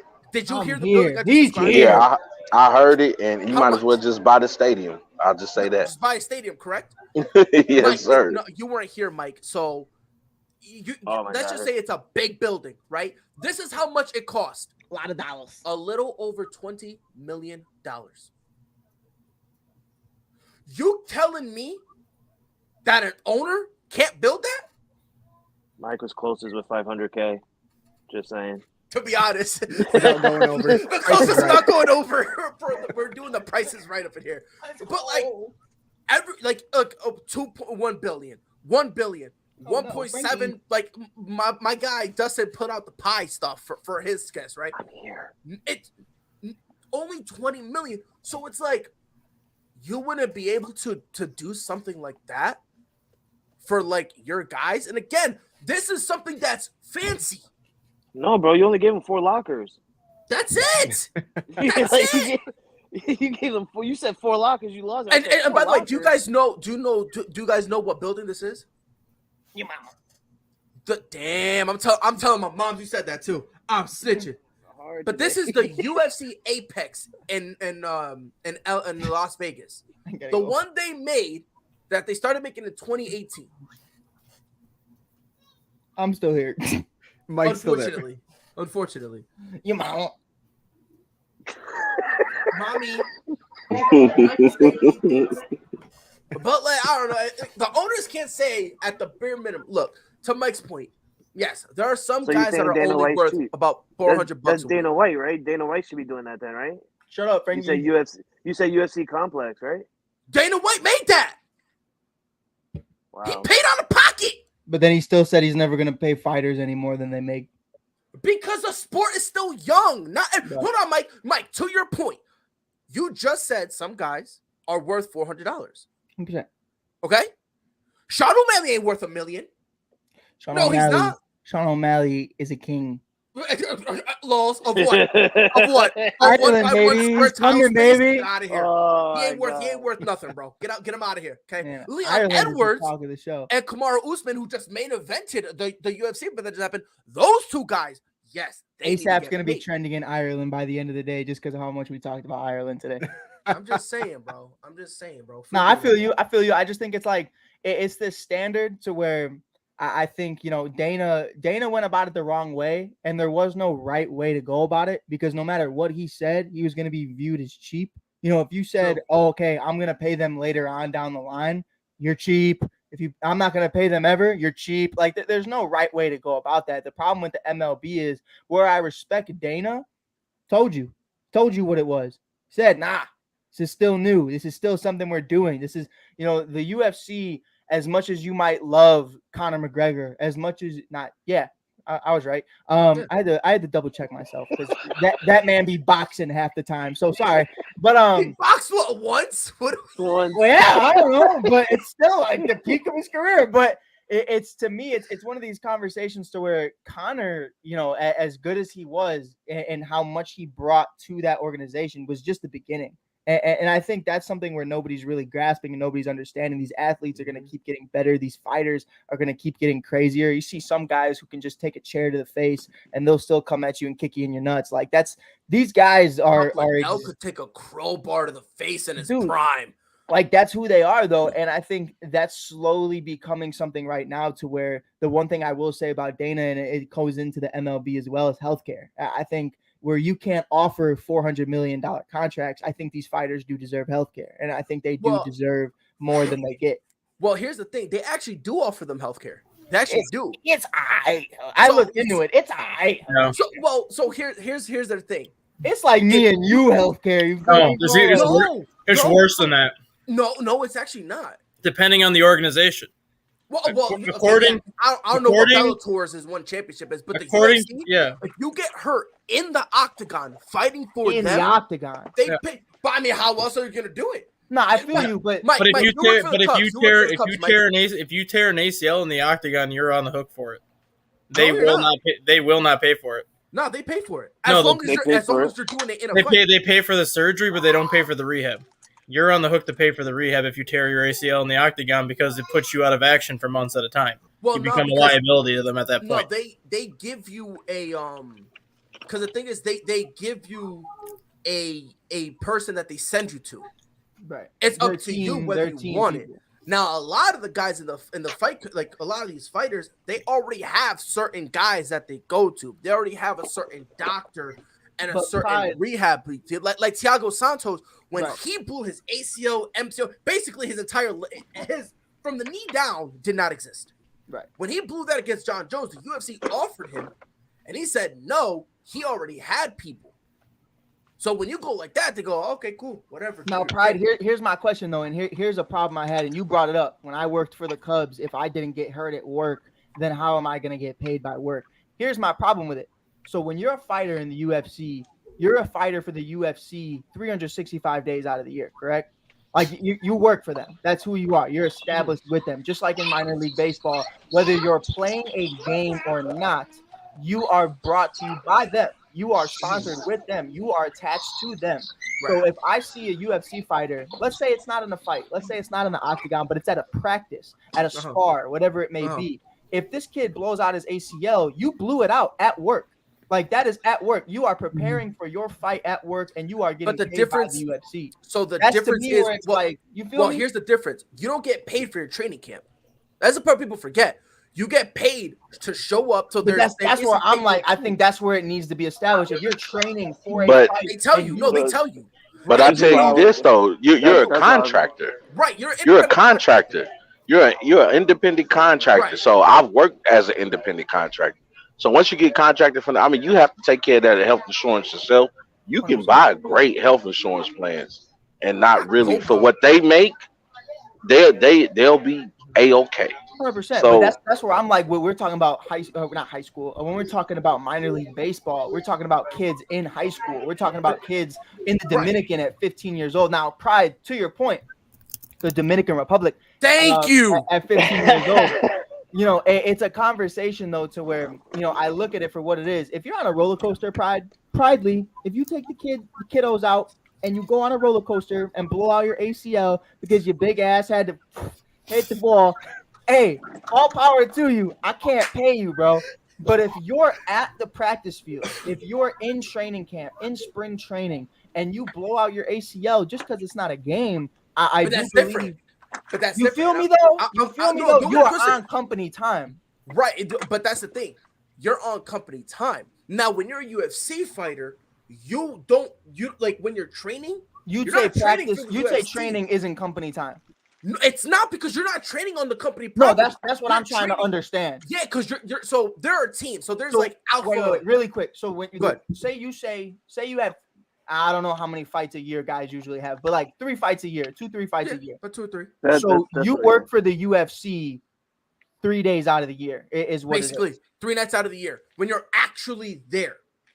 Guys, I gotta Now go. it's the same thing. But It's the same thing with, those fights get you the big money, Mike. That's what. No, it is. Exactly. I definitely feel that. And I on top definitely of that, feel that. and on top of that, it's also you're also there when you're doing press and stuff like that. For instance, one of the Tony Ferguson versus Khabib Nurmagomedov fights that got canceled was Hey, because Khabib. Tony Ferguson tripped over a wire and tore his ACL. That is a true story.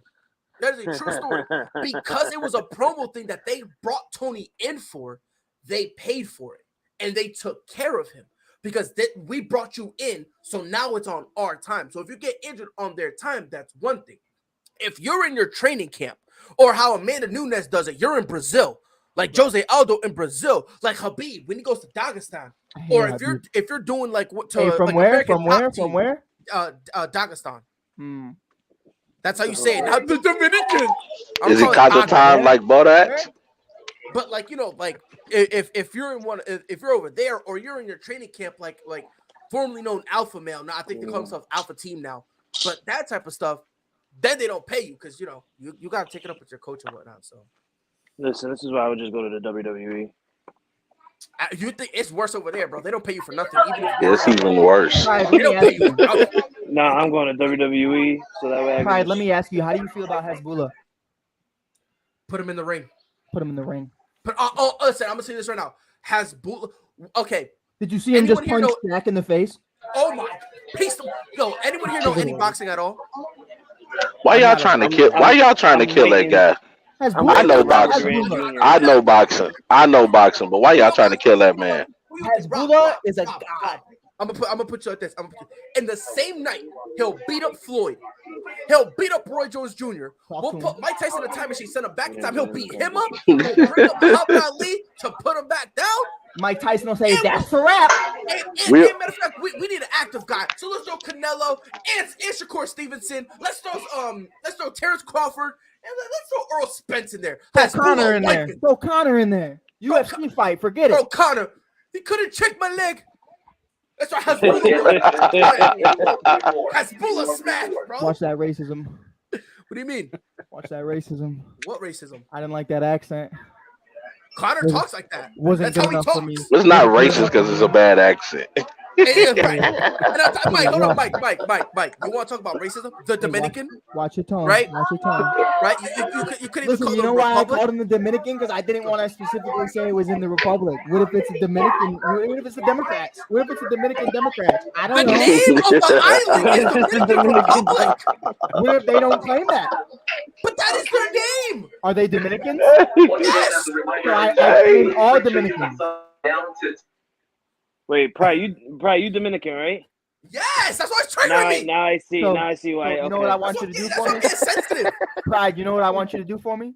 Go ahead, Michael. Lay down. No, Michael Scott, die man. Hey, All hey, right, bro. I'm sick of you. I I'm sick of you. Hey, Pride, really quick. Pride.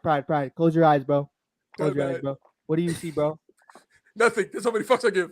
That's my life without you, bro. Oh. That was beautiful. That's the nicest thing I've ever heard you say. Now die mad. He said no, man. Oh man, Craig, back to you, Michael. All right, let's turn the corner, round out the show, talk a little bit of NFL. This Yes, Lord. is about to go off. NFL Thursday night kicks off. So if over the next couple days, we'll review 2 different divisions and kind of talk about our thoughts there. Today, I want to go over the NFC South and the AFC South and hear your guys' predictions and what you guys think is going to happen in. We'll start with the NFC South because I think that one's pretty easy. Right. Oh, we're starting with me. Yes, Whoever wants to beautiful. start. Well, Pride, you should take the honors. So You beautiful I Dominican have man. the Falcons winning the division. Oh I wow. jest. Yo, Craig was trying so nice to be unbiased. He was like, okay, all right. In his mind, he's like, Solid. this kid's a. Craig's new. Craig You will said get there. Craig will get But, there. The Falcons. I will say this: I have Tampa Bay winning the division. However, Right. I do think the Saints can. I think the Saints have somewhat of a chance. I think The they have real somewhat question of is, a- do you think Baker Mayfield has a chance? Oh, I think- Because I forgot according to Baker starting week wait, 1. Oh, what- Panthers what- undefeated. well, you got to understand, according to Madden, the Panthers make the playoffs. I'm just saying. I'll tell you what, Rob Scott, Baker. I don't know about the Panthers, but before Pride goes back, Baker has he has every chance because Sam Darnold's out 4 to 6 weeks. Coral just is out for the season. For the season. And unless the punter somehow decides to start whipping 40-yard down to Robbie Anderson, that's Baker's job. I know I'm not worried about if that's Baker's job. I'm worried about is Baker the guy who many people don't think he is. I think it goes Well, as far as McCaffrey allows it to go. I mean, this is where it's going to get awkward, right? Because I think, look, the Panthers, here's the thing. The Panthers are not good. Let's just get that out the way, right? No. Like, they don't have a good roster. I've said it before. If Robbie Anderson is your number one receiver, good luck. Is I've he- said that before. He's their I thought- number one. I thought DJ Moore was their number one. Even worse. Yeah, I DJ don't know Moore if is the number one. It's slightly even better, but worse. it's not good. So it's even worse. It's even worse. I like Moore. And you have a questionable McCaffrey. Will he stay healthy? Can he And stay that healthy? defense- And if he stays healthy, how Is long Gilmore can he stay healthy? Like, you trade for Gilmore and And that no, bro, they lost Gilmore. Gilmore He's went gone? to Indianapolis, bro. he's not Indy. Yes. Oman! Amon don't love us no more, bro. He don't love us no more. Dude, he don't be But- on no show. Hey, sirs, I have to correct you guys. That is Talking Dr. about cricket Patel. and shit. You're right, doctor. Dr. Humblest Patel. apologies. That's Dr. Patel. Humblest apologies. But listen, I do think the Hey, Tampa he's Bay from the good Buccaneers. side of Carolina, right, Pride? Yeah, he's from the north. Yeah. So he's a Yankee. Well, that's why he golfs. That's how he goes. I'm about to start golfing. Just you wait. I'm gonna come up here. You gonna break your Hey, back? come on! I'm really about to get into golfing. Like, let's Come do it. down to Florida. I got a course right by my Craig, house. we'll be there, bro. Yeah, it's I promise crazy you. too because my fiance. You know what? We'll talk about that because my fiance lives in Y'all or ever not be- lives. Her family lives in Florida, Oh, Myrtle? so we go there like twice a year. Hate to Dude, drive. y'all ever be drunk on them? Never mind. Y'all ever be drunk Yeah. on them golf carts and just like? And he continues. He goes, "Have you ever been there?" Have you ever been? Like, okay. No, I had to get it out. because Hold on. It's a Just- great time driving those golf carts, bro. You be faded. It's just, Just to get back on course, we all know Tampa Bay is winning that division, right? Oh no, 100%, 100%. Okay. I And just I- wanted I to make think- sure. I think for me, I do think Tampa's winning. However, I do give the Saints a solid chance. I don't know if y'all been seeing Jameis Winston's, like when they ask him, he's matured a lot, and Oh, that's he's a so lot to do fun, with bro. Drew Brees. Yeah. fun. He has, but you don't think Alvin Kamara is a huge loss to that team? And They the didn't only lose reason him. they know is because he won't. I don't think he gets suspended until next year. Yeah, they Because said the it's NFL likely wastes that it won't be suspend you. till next year. Yeah, the legality of it is still ongoing, and they think it's going to be the entire year. So if he gets suspended, that'll probably be next year. That he You know gets how you know suspended. it was a bad year for the league though is that Alvin Kamara did what he did, and most people don't even recognize it because of everything going on with Deshaun Watson, everything going on with the punter of the Bills, everything going on just Yeah. throughout the league. Like a lot of bad shit went down this offseason. Like it was. Then the Miles Bridges thing happened right before that, and the NBA. Like it's been a rough year. It's been a while, yeah. I But mean, I- Deshaun is kind of taking the spotlight from everybody. It's like every time you look up, it was a new case. I don't know. That Bills punter is definitely starting to take That it Bill down. punter is worse than Yeah, Deshaun that's- Watson. Well, Well, you know what? and the reason Because why it's is one 'cause- thing. It's Go ahead, one bro. thing to get a happy ending, but when Yeah, we nah, talking they about said- minors, now we And got a not- It's a problem. whole Not only different. It's a that- whole different field. Not only Bro. that, like what he's actually accused of, it ain't just It's not a happy ending. It's Yeah, It's that's no- wild. That's it's- wild. You know what I'm saying? And I don't Yeah. understand how these athletes put themselves in that position. But that's a whole nother I don't know how we conversation for got a whole here. nother Oh, day. my fault. Craig, I'm sorry. But I will say this: I do think this. I think the Saints, and I like Nate is not out of pocket for thinking the Saints Nah, will I don't take think it. so either. Because the thing is, look, Michael Thomas is coming back. He's been looking clean. You got Jarvis Landry. Combine that with Chris Olave, who can step up and be a number 2 if any of these guys go down for a game or anything like that. They got a nice offense. They already had a respectable defense. You then go get Honey Badger to reinforce it. It's Now, I can think I ask you the- something though, Pride? The What question is- comes down to that coach. that's honestly the biggest question.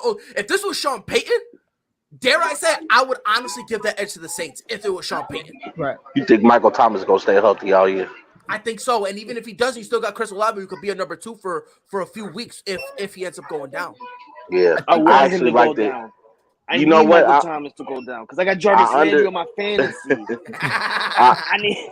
I understand that the Saints have made some moves, and I understand that the Bucks are taking a step back with the injury to that offensive line. But adding Julio Jones, to me, I think is dynamic. And you give him Tom Brady another weapon, and we know how quick Tom Brady is with that ball. Well, That that's Buccaneers offense is about to Julio's be gonna play legit. over Scotty Miller now. Come on. that's Scotty- interesting. Scotty You Thompson. cannot forget about Scotty. I mean, we almost share the same name. So, Rob, I agree with you on that. But the question with Tampa Bay, I also picked Tampa Bay to win that division.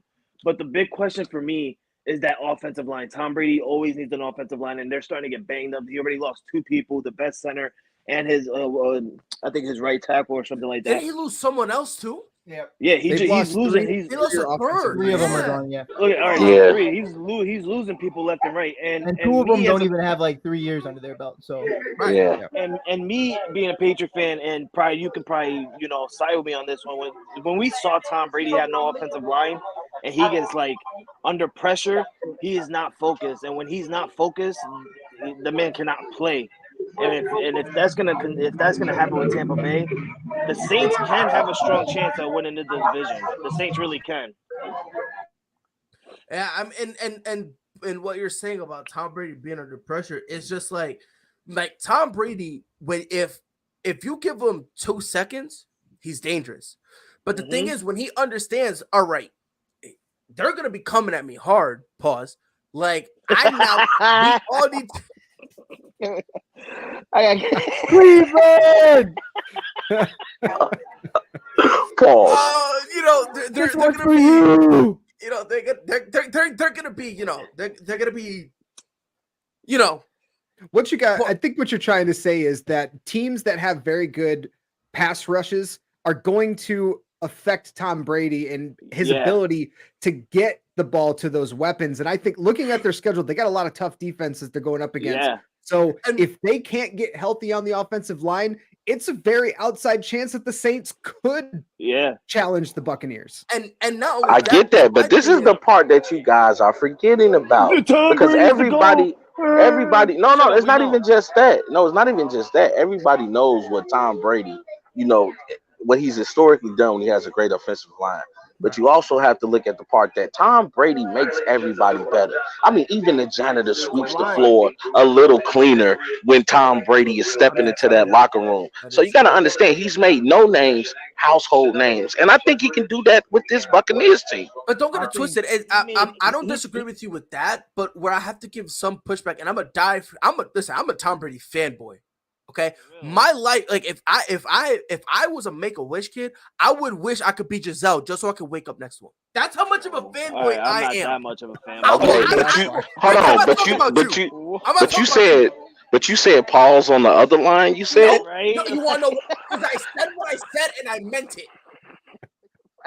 I said what I said and I meant it.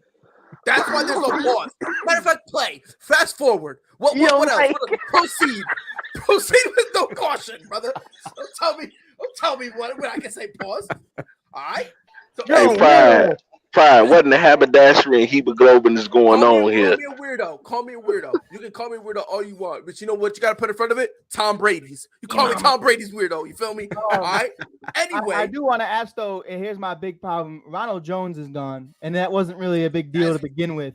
But now it is. To be honest. Now it's a conversation. Leonard Fournette, throughout his entire career at Jacksonville, had injury issues because of a horrible offensive line. Now you're looking at an offensive line that looks worse than the one in Jacksonville, not because of obviously talent, like Pride always says. It has nothing to do with talent, everything to do with injuries and situations. You're looking at two guys who are your front runners. Granted, maybe they're Super Bowl champs, but they have less than 3 years under their belt in Wirf and a couple other guys. But I know I just butchered Wirf's name, but pardon me. But it's something to where when you don't have an offensive line, when Leonard Fournette needs to be kind of not handicapped, but on a pitch count, I guess you could say, in certain aspects when it comes to a bad offensive line, because he has a bad shoulder, a bad knee. Jacksonville put that boy through the loop, man. They put him through hell. So you understand. Not only that is he's aging, and a lot of people were saying he looked out of shape. He looks a lot better than he did, and that's why I didn't take that into too much consideration, because guys get into shape very quickly. I'm one of those guys. Pride tells me all the time, 1 week I'll look super jacked on steroids, the next week it's because I haven't been to the gym in 3 weeks, and I look like Pride said, like a Make-A-Wish kid. So it is what it is. It's how athletes move. But I think when you look at it, Tom not getting protection, Julio Jones on this ring chase, who produced damn near nothing with Ryan Tannehill. It's something to where you look at it from that perspective, and that's with Derrick Henry. That was with. Let's talk about before Derrick Henry. Just stop calling him Tannehill, please. Thank you, people Rob. out in the world. Thank you, Rob. Yeah, that's him. Rob, are you saying those 3 interceptions in the playoffs weren't top tier quarterback play? Hold on.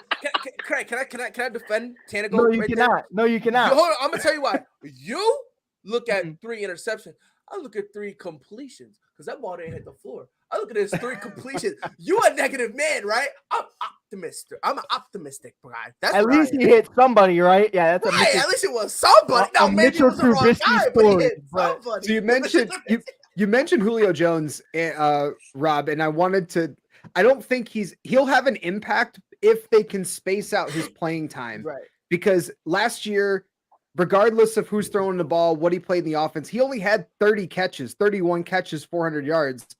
And looking at their depth chart, I mean, Godwin's hurt right now, so Julio could be a 2 or a 3, but I think at most he has about 600-700 yards. He's really going to be effective in the playoffs, and that's where they're going to utilize him, I think, the most. Are you guys forgetting that Antonio Brown was practically out of the league when he went to the Buccaneers? And this man caught touchdowns in the Super Bowl? That's different. Hold on, time out. That's different. That's different. Because Antonio Brown was almost out of the league, not because he's trash, but because he was making bad decisions and his reputation was taking a hit. Julio Jones is at this point. Let's just be honest. He's just like Leonard Fournette, washed. Except he's older. Like that's He's what it washed. is. 33. That's it. But he has weapons on the other side of him. He has Chris understand. Brown, Listen. Mike Evans. Come on now. So I understand. Listen, here's my thing with Julio Jones. I don't think Julio Jones is getting 500 yards this year. And the only reason why I don't think that is because I think he feels that Tom Brady. Do I see another gentleman's bet? No, Rob. You're looking at it a different way. No. I'm just saying. You saying you don't think he'll get 500. I think he will. Do I see a bet? You know why I don't think he's going to Put your money at. Put your money where your mouth is.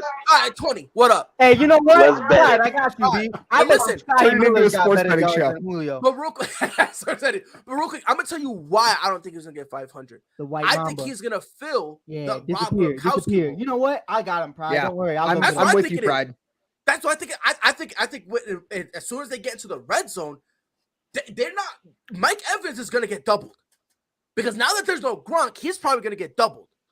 Really? So though? now You don't have to double Mike Evans though, because in the red zone, it's for me. I think you have to. Mike Evans is a huge vertical threat. If you just keep the safety over the top, and especially like you said in the red zone, I don't know why I'm butchering words today. I think I'm having an aneurysm. But I definitely think it's a conversation with Mike Evans to when you have Godwin gone, you can just play him straight up because you don't have to focus so much on everything else going on. Let's say Pride for the sake of argument. Trust that Godwin's gone. Trust that Scotty Miller is just a name, that people love to say. Right. And you understand that the offensive line, they're not going to rush the ball. So you can put your strong safety on the left side. You can understand that Mike Evans doesn't have to be doubled. You can have the safety over there because the guy on the right side is Julio Jones, who's going to probably get worked by the nickel corner. Like that's what it is. When Godwin's there, it's a different conversation. But but I'm talking about specifically in red zone. So that's what I'm saying is like with Godwin and Gronk gone, he is the only focus. You don't have to double it. You don't have to because you can play it straight up. Hold on. Julio Jones last year did make some of those jump throws that you still had to respect. Absolute dog. But what happened at the end of the year? Right, but that's what I'm saying. You're now good. Like you taking out some of his touches is going to keep him healthier for when you get in the red zone. He's going to be the number one guy you look for because at this point, when you're a defense, you got two jump threats. Right. Julio Jones is still a jump threat, and Mike Evans. 100%. Who you taking your chances with? If I'm me, I'm taking my chances with Julio. Yeah, I'd rather let Julio face ISO coverage because if it's Julio, he's older. Maybe he's not that strong. Maybe he's you have a better chance of him than Mike Evans, who you can argue is still in his prime. Oh, 100%. No, Mike is of course still in his prime. Right. So that's what I'm saying. If you would have to double him. You would almost in the red zone, you're gonna have to double him. The thing about Mike though, and it depends where we're talking about in the red zone, like from what angle. If you're 30 yards out, definitely I would say that. But if you're literally 30 yards out is in the red zone. No, but that's what I'm saying. So it's like, if you're going for the long shot in the red zone, I understand where you're coming from. But if you are 20 yards is the red zone. Educate right. yourself, Michael. But that's what I'm saying, bro. Is when you look at a guy like Mike Evans, he's not really a route runner, bro. Like, and that's the thing. So you're just throwing it over. But he can run routes, though. He definitely can. But that's what I'm trying to say is one, does he have enough time, bro? Like, I don't think he's gonna have enough time to be able to make these plays. One, because he don't have an offensive line, bro. And that's one of the biggest things. I think you can play it straight up because of that. If you have a good pass rush, I don't think you got to double Mike Evans because I don't even think you're going to be able to give him that opportunity to get up there. So your thing is because of that offensive line. I'm sitting in the back, man. I ain't making money like that. You can basically risk it and just say whatever. Because you basically think the pass rush. I think when you look at Tom, correct me because you know when that boy was born, bro. You know what hospital he was born in. But how old is he again? Who, Tom? Tom Brady? 41. 41. 41. He's 41, so, about to be 42. You're looking at it from that perspective. Say you're in the red zone, you're 20 yards out, and you do not have more than 2 seconds. Now, I'll tell you what, Tom needs 1.5. Tom just needs 1.5 to get that ball out of there. But with the pressure that's going to be in his face and understanding, we cannot risk Tom Brady going down in any circumstance. Tom Brady goes down, it's a wrap. It's a wrap. Like, let's be real about the situation. Like, the kid they drafted a couple years ago is not at all ready. I don't even know if he's still there. He is. He is? All right. He's a nice kid. He has potential to grow. And he's learning under one of the GOATs, or the GOAT. So I think, at the end of the day, though, you just don't have enough time if you're Tom, especially in a red zone type threat to get after Mike Evans. I don't think you're going to have enough time to really see the ball clearly. I don't think you're going to be able to see the path clearly because you're going to have so many guys in your face. And I think that's where Leonard Fournette needs to step up. I have not seen Leonard Fournette block a day in my life, but I think this is the season you're going to have to see it because you're going to have a lot of people in Tom's face and you have to protect that. Real quick, before we move on. Because of all the injuries and stuff like that, this is Tom Brady's final year, right? Oh, facts. So I have to correct all of us. He's 45. Yeah, he's 45. That's what I thought. But I didn't want to be the one to say. I'm like, you. To me, he's 41. That's the age I like my sugar daddies. So 41 is that mint age. So that's right. But at 45, I think this has to be his last year, regardless of the outcome. To be honest. But definitely because of this offensive line, he's gonna take damage. Pause. Like he's gonna get beat up. Should I say pause for that one? Yeah, pause. Just to be safe. Pause. Yeah. Listen, he's gonna. So it's like he basically flirted with retirement. He cheated on me with retirement, but I forgave him because he came back. He cheated on me with the Bucks. What you mean with retirement? No. That was an arrangement between me and him because he was gonna leave anyway. So just so I could say I had some say in it, I let him go. In all actuality, he was gonna leave me anyway, but I just tricked myself into saying I gave him permission. In my mind, even though they're in a committed relationship, I call us a threesome. I'll tell you what. y'all lost my respect as Patriots, and you and Frankie are still valid to me. I love y'all. But when I heard that and Gronk confirmed that they were going to send him to Detroit, I was like, yeah, I can't mess with those boys no more. They cold-blooded. I don't care. I They don't care. cold-blooded. Cold-blooded. Rob, listen, no. See, Rob, Bro, we look, probably yo. Rob, look here, Rob. Look here, Rob. At My that man time, said, at that time, I'm wasn't- retiring. You can't trade me. Hold on. At Okay. that time, wasn't Megatron still playing? Yeah. Yeah. Yes. We were about I to don't get think so. Megatron.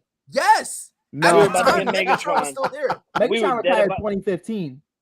And bro, the year before is when we tried to trade Gronk over there. Gronk The year retired. before. Yeah, The year 2013, Gronk 2014. retired, though, was 2018. 2019. No, we tried to trade him before. But the he year we threatened tried to trade him to retirement. Detroit, yeah. Yeah, he threatened retirement, it and we was- were like, okay, now we take it back. He retired because of the injuries. Yeah. Because he couldn't walk. Then I saw him break Steve Harvey Lego set on New Year's, and that vamped in 2020, and that's how I knew this year was going to be shit. But After he was too scared to jump off that little platform, and he had like a 178-year-old man do it for him, and Vince McMahon. Once I saw that, I was like, yeah, bro. Yeah, we should have traded him to Detroit. Yeah, fuck him. Oh my god, we should have got rid of him. Rob Scott is on an airplane. That is awesome, bro. On the way to New York, baby. Hey, real quick. Tell Sabrina Unescu I said, hey. I will. You know, I've dubbed her Lady Mama. Hey, You ask heard her it how with her- Rob ask her how her first. off-season going. Hey, well, you know, because the sky goes on, baby. The sky goes on. Skytown, baby. Skytown, check it out. Oh, her But, off season's going good. How was lot of that shit loss? talking. How was that loss last night? How was that loss last night? Are we talking about the Yankees or are we talking about the Chicago Sky? Because, both lost. Chicago Sky. Oh, yeah, it's all right. It's just game one, but y'all are in like game what? 115? But didn't hold on, 120? but then you swept that team in the regular season and you lost to them in the playoffs. Yeah, just one Oh. game, though. Just one game, though. Well, All right, let's go sleeper, on to the bro. last topic here to round out the show. We're gonna move on to the AFC South, and that last year Tennessee Titans 12-5, Colts went 9-8, and then you got the Texans and the Jaguars. So Texans and the Jaguars. The Jaguars. It still comes down to the Colts in Tennessee. I think they're going to get significantly a little bit better. Matt Ryan. Can Matt Ryan get it done in Indy? No, he can't. Get out of here. But I think he can take them to the playoffs.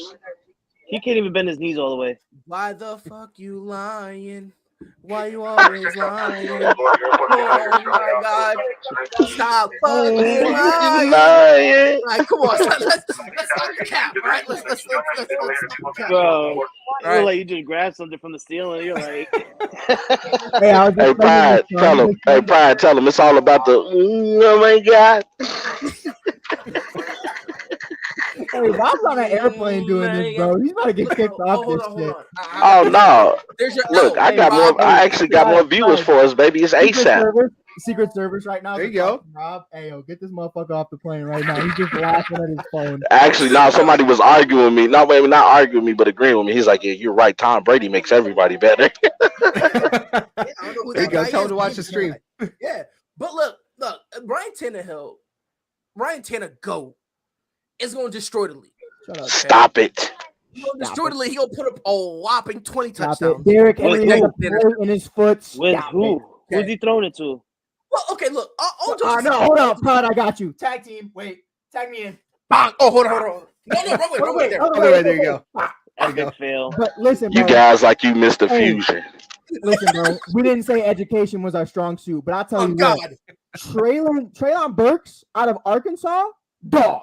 Better than AJ Brown. Dog. More consistent. Better. I don't care. Offensive Rookie of the Year with Tanago. I don't give a fuck. He's See, coming. now that is what I should be saying. Wait That is a- how I should be coming across. Traylon Burks is that dude. Anybody that thinks so and doesn't think this kid's a dog, this kid is built like man. DK and moves like Debo. Boom. Boom. You know, All right, he looking at tagged me it in. like that. I This do not kid share the is same a thoughts and dog. sentiments as Mike Hughes, so I'm I was gonna say who Dog. if he's gonna be a dog, why nobody draft him in fantasy?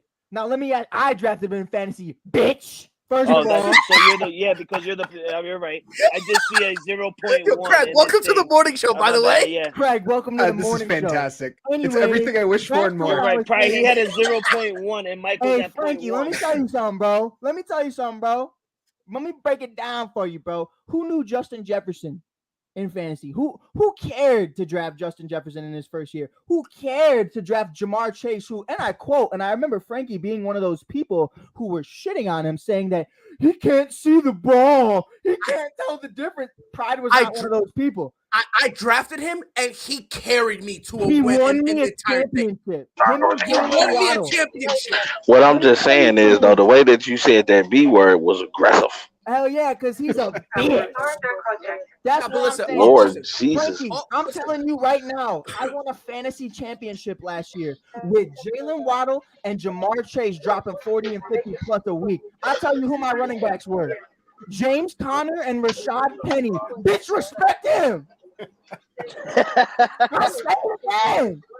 You're forgetting something. You were in a fantasy league with 12-year-olds. Hey, I'm gonna get a call from Jay Ness following this call, and I'm gonna have a conversation with him about how I said the B word 4 times. I only did 3 so far, but I got one more left.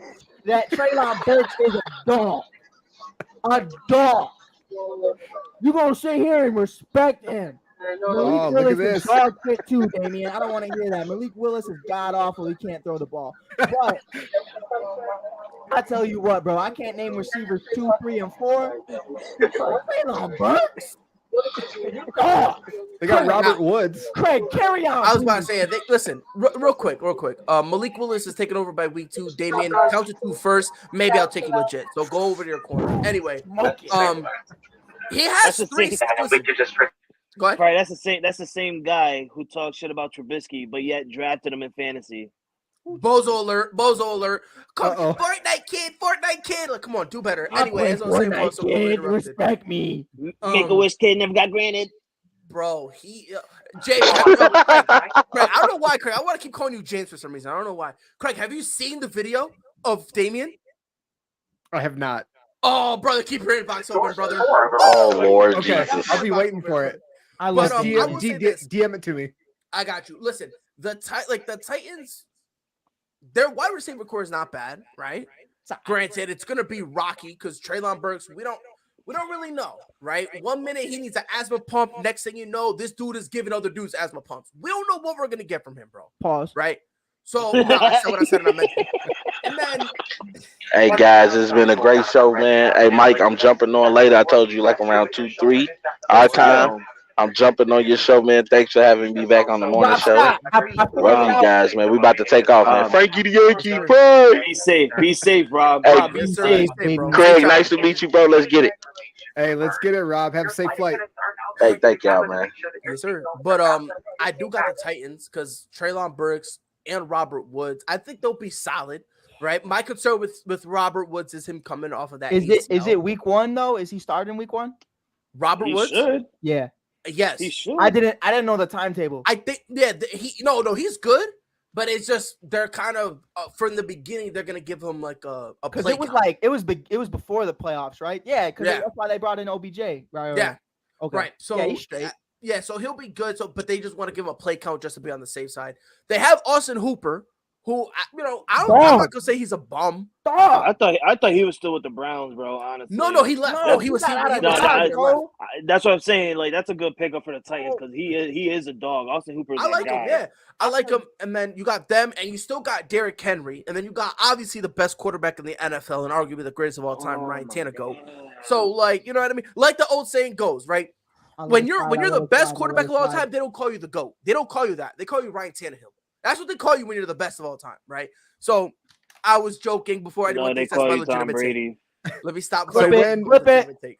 But I think Ryan Tannehill can do enough to kind of guide them there. And plus, you only got to beat the Colts because the Jags and Texans. I'll tell you what, though. I think the Jags take a bit of a step forward, but the Texans are the Texans.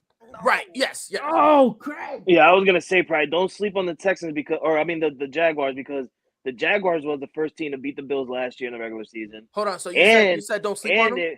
Who else did they beat? Because they stopped they beat the Indianapolis Colts at the end to stop them from going to the playoffs. Oh, so the Colts. So they beat the Colts.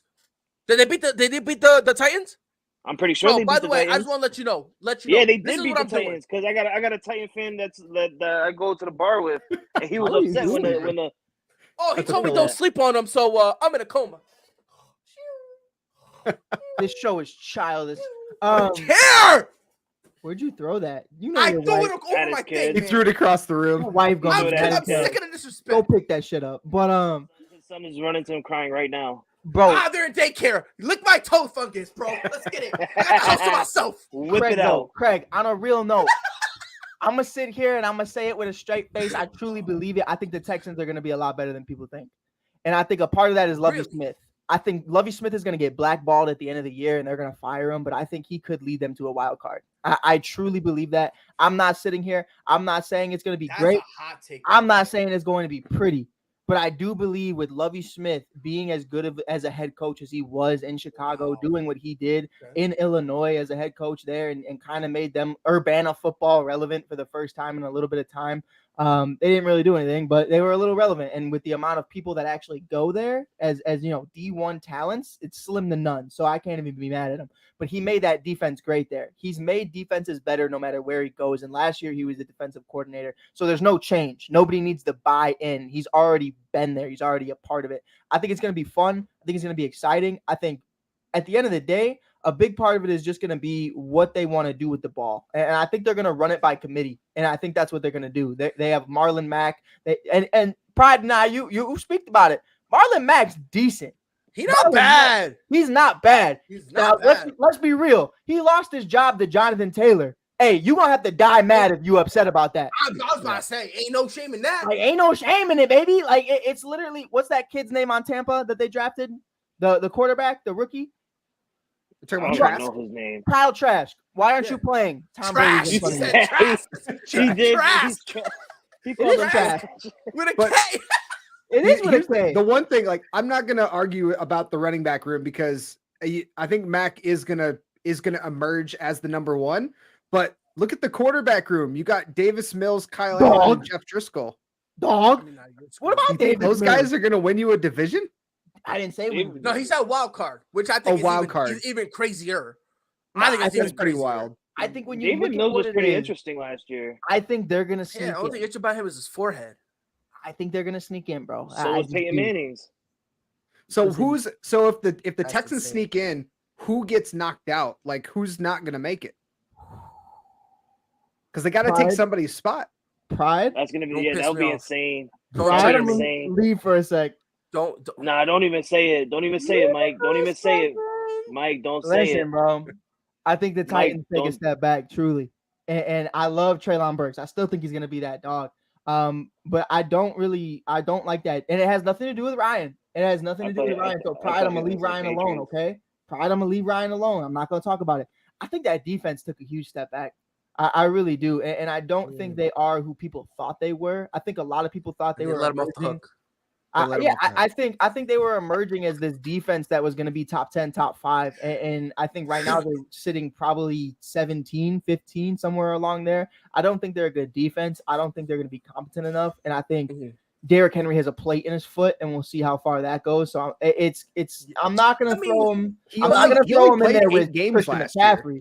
To be fair, he's always played with a plate because he's been eating the league. So another plate won't be nothing for him, bro. It's just more for him to eat. All right, Zeke, get out of here. So, but he's only played 8 games. But I'm gonna shameless plug. I would not be surprised if Hassan Haskins emerges as like the number 2 guy when Derrick Henry goes down at some point this year. Right, and I think a big part of it is, I love Henry. I'm not going to sit here and say King Henry's day of age is over. Yeah, I think it's far from Not that. yet. You But I just think think- this year is going to be like a setback just because of him coming off I the think injury? It's going to be some being rust. 29 years old, you don't have that youth where you can just be like, all right, fuck it. Like, I'm going to use my athleticism and we're going to pull through this thing. Like, no, you actually do have to maintain this injury and you do have to fix this and you have to do it about the right way. You can't just sit here and like Jonathan Taylor could or a young Christian McCaffrey could, to where it's that conversation. Let me not even say that, because We Christian say McCaffrey, young Christian McCaffrey, and he's not even old. dude, he's like 25. But I'm talking about 15-year-old Christian McCaffrey, because that's the last time that boy was actually relevant to being healthy. But I think, Craig, to sum it up, I think it's going to be that conversation where you look at it and you're going to acknowledge, like, I think Mike, to me, before I even get rid of Ryan Tannehill and give Malik Willis an opportunity, who's willing to run into a linebacker, who's running into the mic full steam instead of hitting an open Treylon Burks, idiot, But by the way, before you go, I can't remember what I think it was the guard. everybody's open, bro. The guard points out, and you hear it over the mic. Mike. Like he says it mad loud that they pick it up over the mics. Bro, I And felt like I was in Willis- the fucking room. He said Mike so many times. Like it was Malik Willis looks over to Does where not he's care. pointing, The and almost man- like he nods, takes a snap, and goes, "I want a hug." Like the man thinks he's Lamar Jackson. He's not, and that's the problem. So to me, when I look at it like that, I think Tannehill's fine. He's not going to lose his job anytime soon, but Mike should, and I think that's what's going to hold them back. I think as much as I love him, and as much as I love, this guy doing wind sprints before anybody else on the team gets out there as a head coach, that's a lot of fun. But at the end of the day, you're going to be running all the way home after they fire his ass because I think the Texans sneak in. That's smoking herbs, bro. I'm That's a hot smoking take. all that shit. That's a hot take. So I gotta who takes I the gotta live AFC stream it South? later today, so I have to. Namaste. Yeah, but Mike, who you got taking the AFC South? Because I don't think you ever said it. Colts, 100%. 100% Colts. Sorry, Craig, please be the light of common sense here, brother. Come on. Jonathan Taylor. I honestly think this race is going to be a little bit closer than it was last year. Yeah. But I would take a slight edge for the Titans out of other teams, but I don't think the Colts are that far behind. I really don't.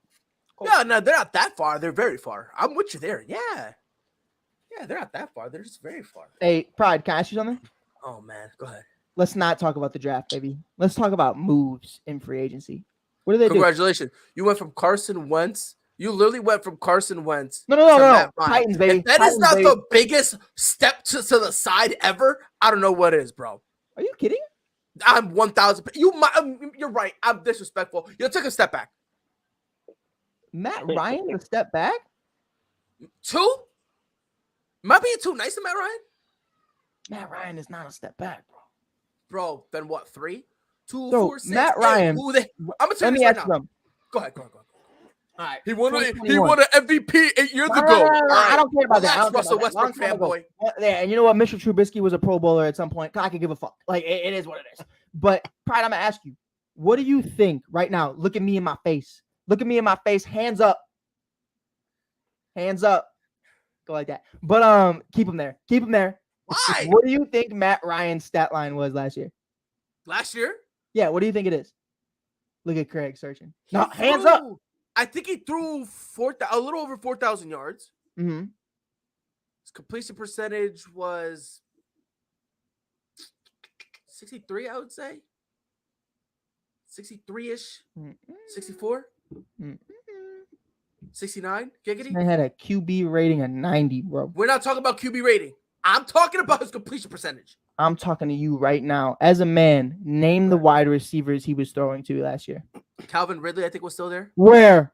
I think so. Wasn't he No. there last year? Not No, for No, the no, year. no. He did no. That's when he went on his My boy was sad. Now He he's a would- gambler. He's got issues. you're so shady for that one. He had Kyle Pitts. What He about had him? and A what's rookie tight end. do not say what about him because he was torching the league, bro. Bro, I'll tell you what. This kid's gonna be one of the greatest generational talents. He ever. was, but he was still torching defenses, bro. 100%. Had 1 touchdown on the year. With that being said, And why was that? Why was that? I'll tell you Because what. Matt Ryan was going 3 and out every other time I looked at the screen. They doubled that, man. But I'll tell you what. 67% completions, 20 touchdowns, 12 interceptions. You're looking at a guy right now. It was And right you're- under Right. 4,000. To your point, right under 39. 39. 3,900 something. It was Yep. close. But when you're looking at that with literally nothing, and Pride, this is your favorite conversation because I know you love the Falcons. Please name the head coach of the Atlanta Falcons right now. Offer it Right now? from last year. It was what was that? It was the what? Who was it? Oh Who my was God. it? Can you not name him? Me fucking neither. That's the biggest problem right now. The Atlanta Falcons were a joke, and Matt Ryan had great numbers. Matt Ryan had more Great numbers? great numbers for what the team was, bro. I'm telling you right now, Matt Ryan on the Falcons had more yards than any of the 3 Chicago Bears quarterbacks last year. Foles, Dalton, Because and you guys were Fields. trash. Because your quarterbacks are But trash. that's what I'm telling you, bro. Is like this kid is solid. You Okay, give him- congratulations. Hold on, no, time out. So give him Congratulations. You Give him compared him Pittman. to trash and he looks better. Whoop they do. He's recyclables. I still bring him to the front of my house, and the trash men still come and get him. But what At I'm the end of telling the you, day, he's still not worth it. what I'm He's not telling worth you, anything. great offensive line. You have Quentin Nelson, you have Jonathan Taylor, you have Michael Pittman, you have all these other dogs on there. You have a great offensive scheme and probably one of the best defenses that are going to be a sleeper this year. You add Gilmore, you add all these that I didn't even know. Shout out to Pride for actually acknowledging me with that. But it's a conversation to where this defense is going to look great. They're going to run the ball with Jonathan Taylor, just like with Derrick Henry and Ryan Tannehill. Ryan Tannehill is not going to have to take that spotlight the same way Matt Ryan's not going to have to take that spotlight. You have Michael Pittman who can still be there and shine. You have a couple other decent guys. No, he can't. You don't Listen, if I Matt understand Ryan, people like Michael Pittman, but we got to stop acting like he's still that dude when they still want Ty to be the number one. That's why they brought him back. Michael Pittman to me, bro, is a poor man's Mike Evans, and that's how Poor man's poverty, still solid. poverty. It's Poverty. still solid. Poverty, benefit. I need help from the government type of poverty, bro. Oh, if Matt Ryan can put up similar numbers this coming year with the Colts that he did last year with the Falcons with that offense, Indy will be dangerous. No, they won't. So basically, you want him to do what Carson Wentz did last year. Here's the problem with Carson, and you let me know where I'm wrong or where I'm being biased. You're wrong. Let me know.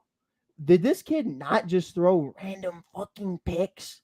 Not Random last picks year. in big game situations. Not last year. No, not last. Listen, that was the knock before last year. And before last year, yes, I agree. There were times where he tried to stretch the play out, and he would just say, like what Joe Burrow said about Jamar Chase. Fuck it, he's down there, and he would do that a lot. And yes, I'm with you. He did do that a lot. Now, He last did year, not what do was it? that 7 last interceptions. year. It was a pretty Only good 7. year. It was a pretty good year for Wentz. I'm not gonna Yes. say He had I wasn't 7. one of those guys that was like, I didn't really get why they had him taken off the team. But what I did understand was I felt like, and Pride, it's damned if I do, damned if I don't with Carson Wentz. I feel like anything that man does, that you're gonna find somebody's gonna find something, not you, but somebody's gonna find something. But here's what I felt about it, and here's my problem with Carson. And please let me know where I'm out of pocket.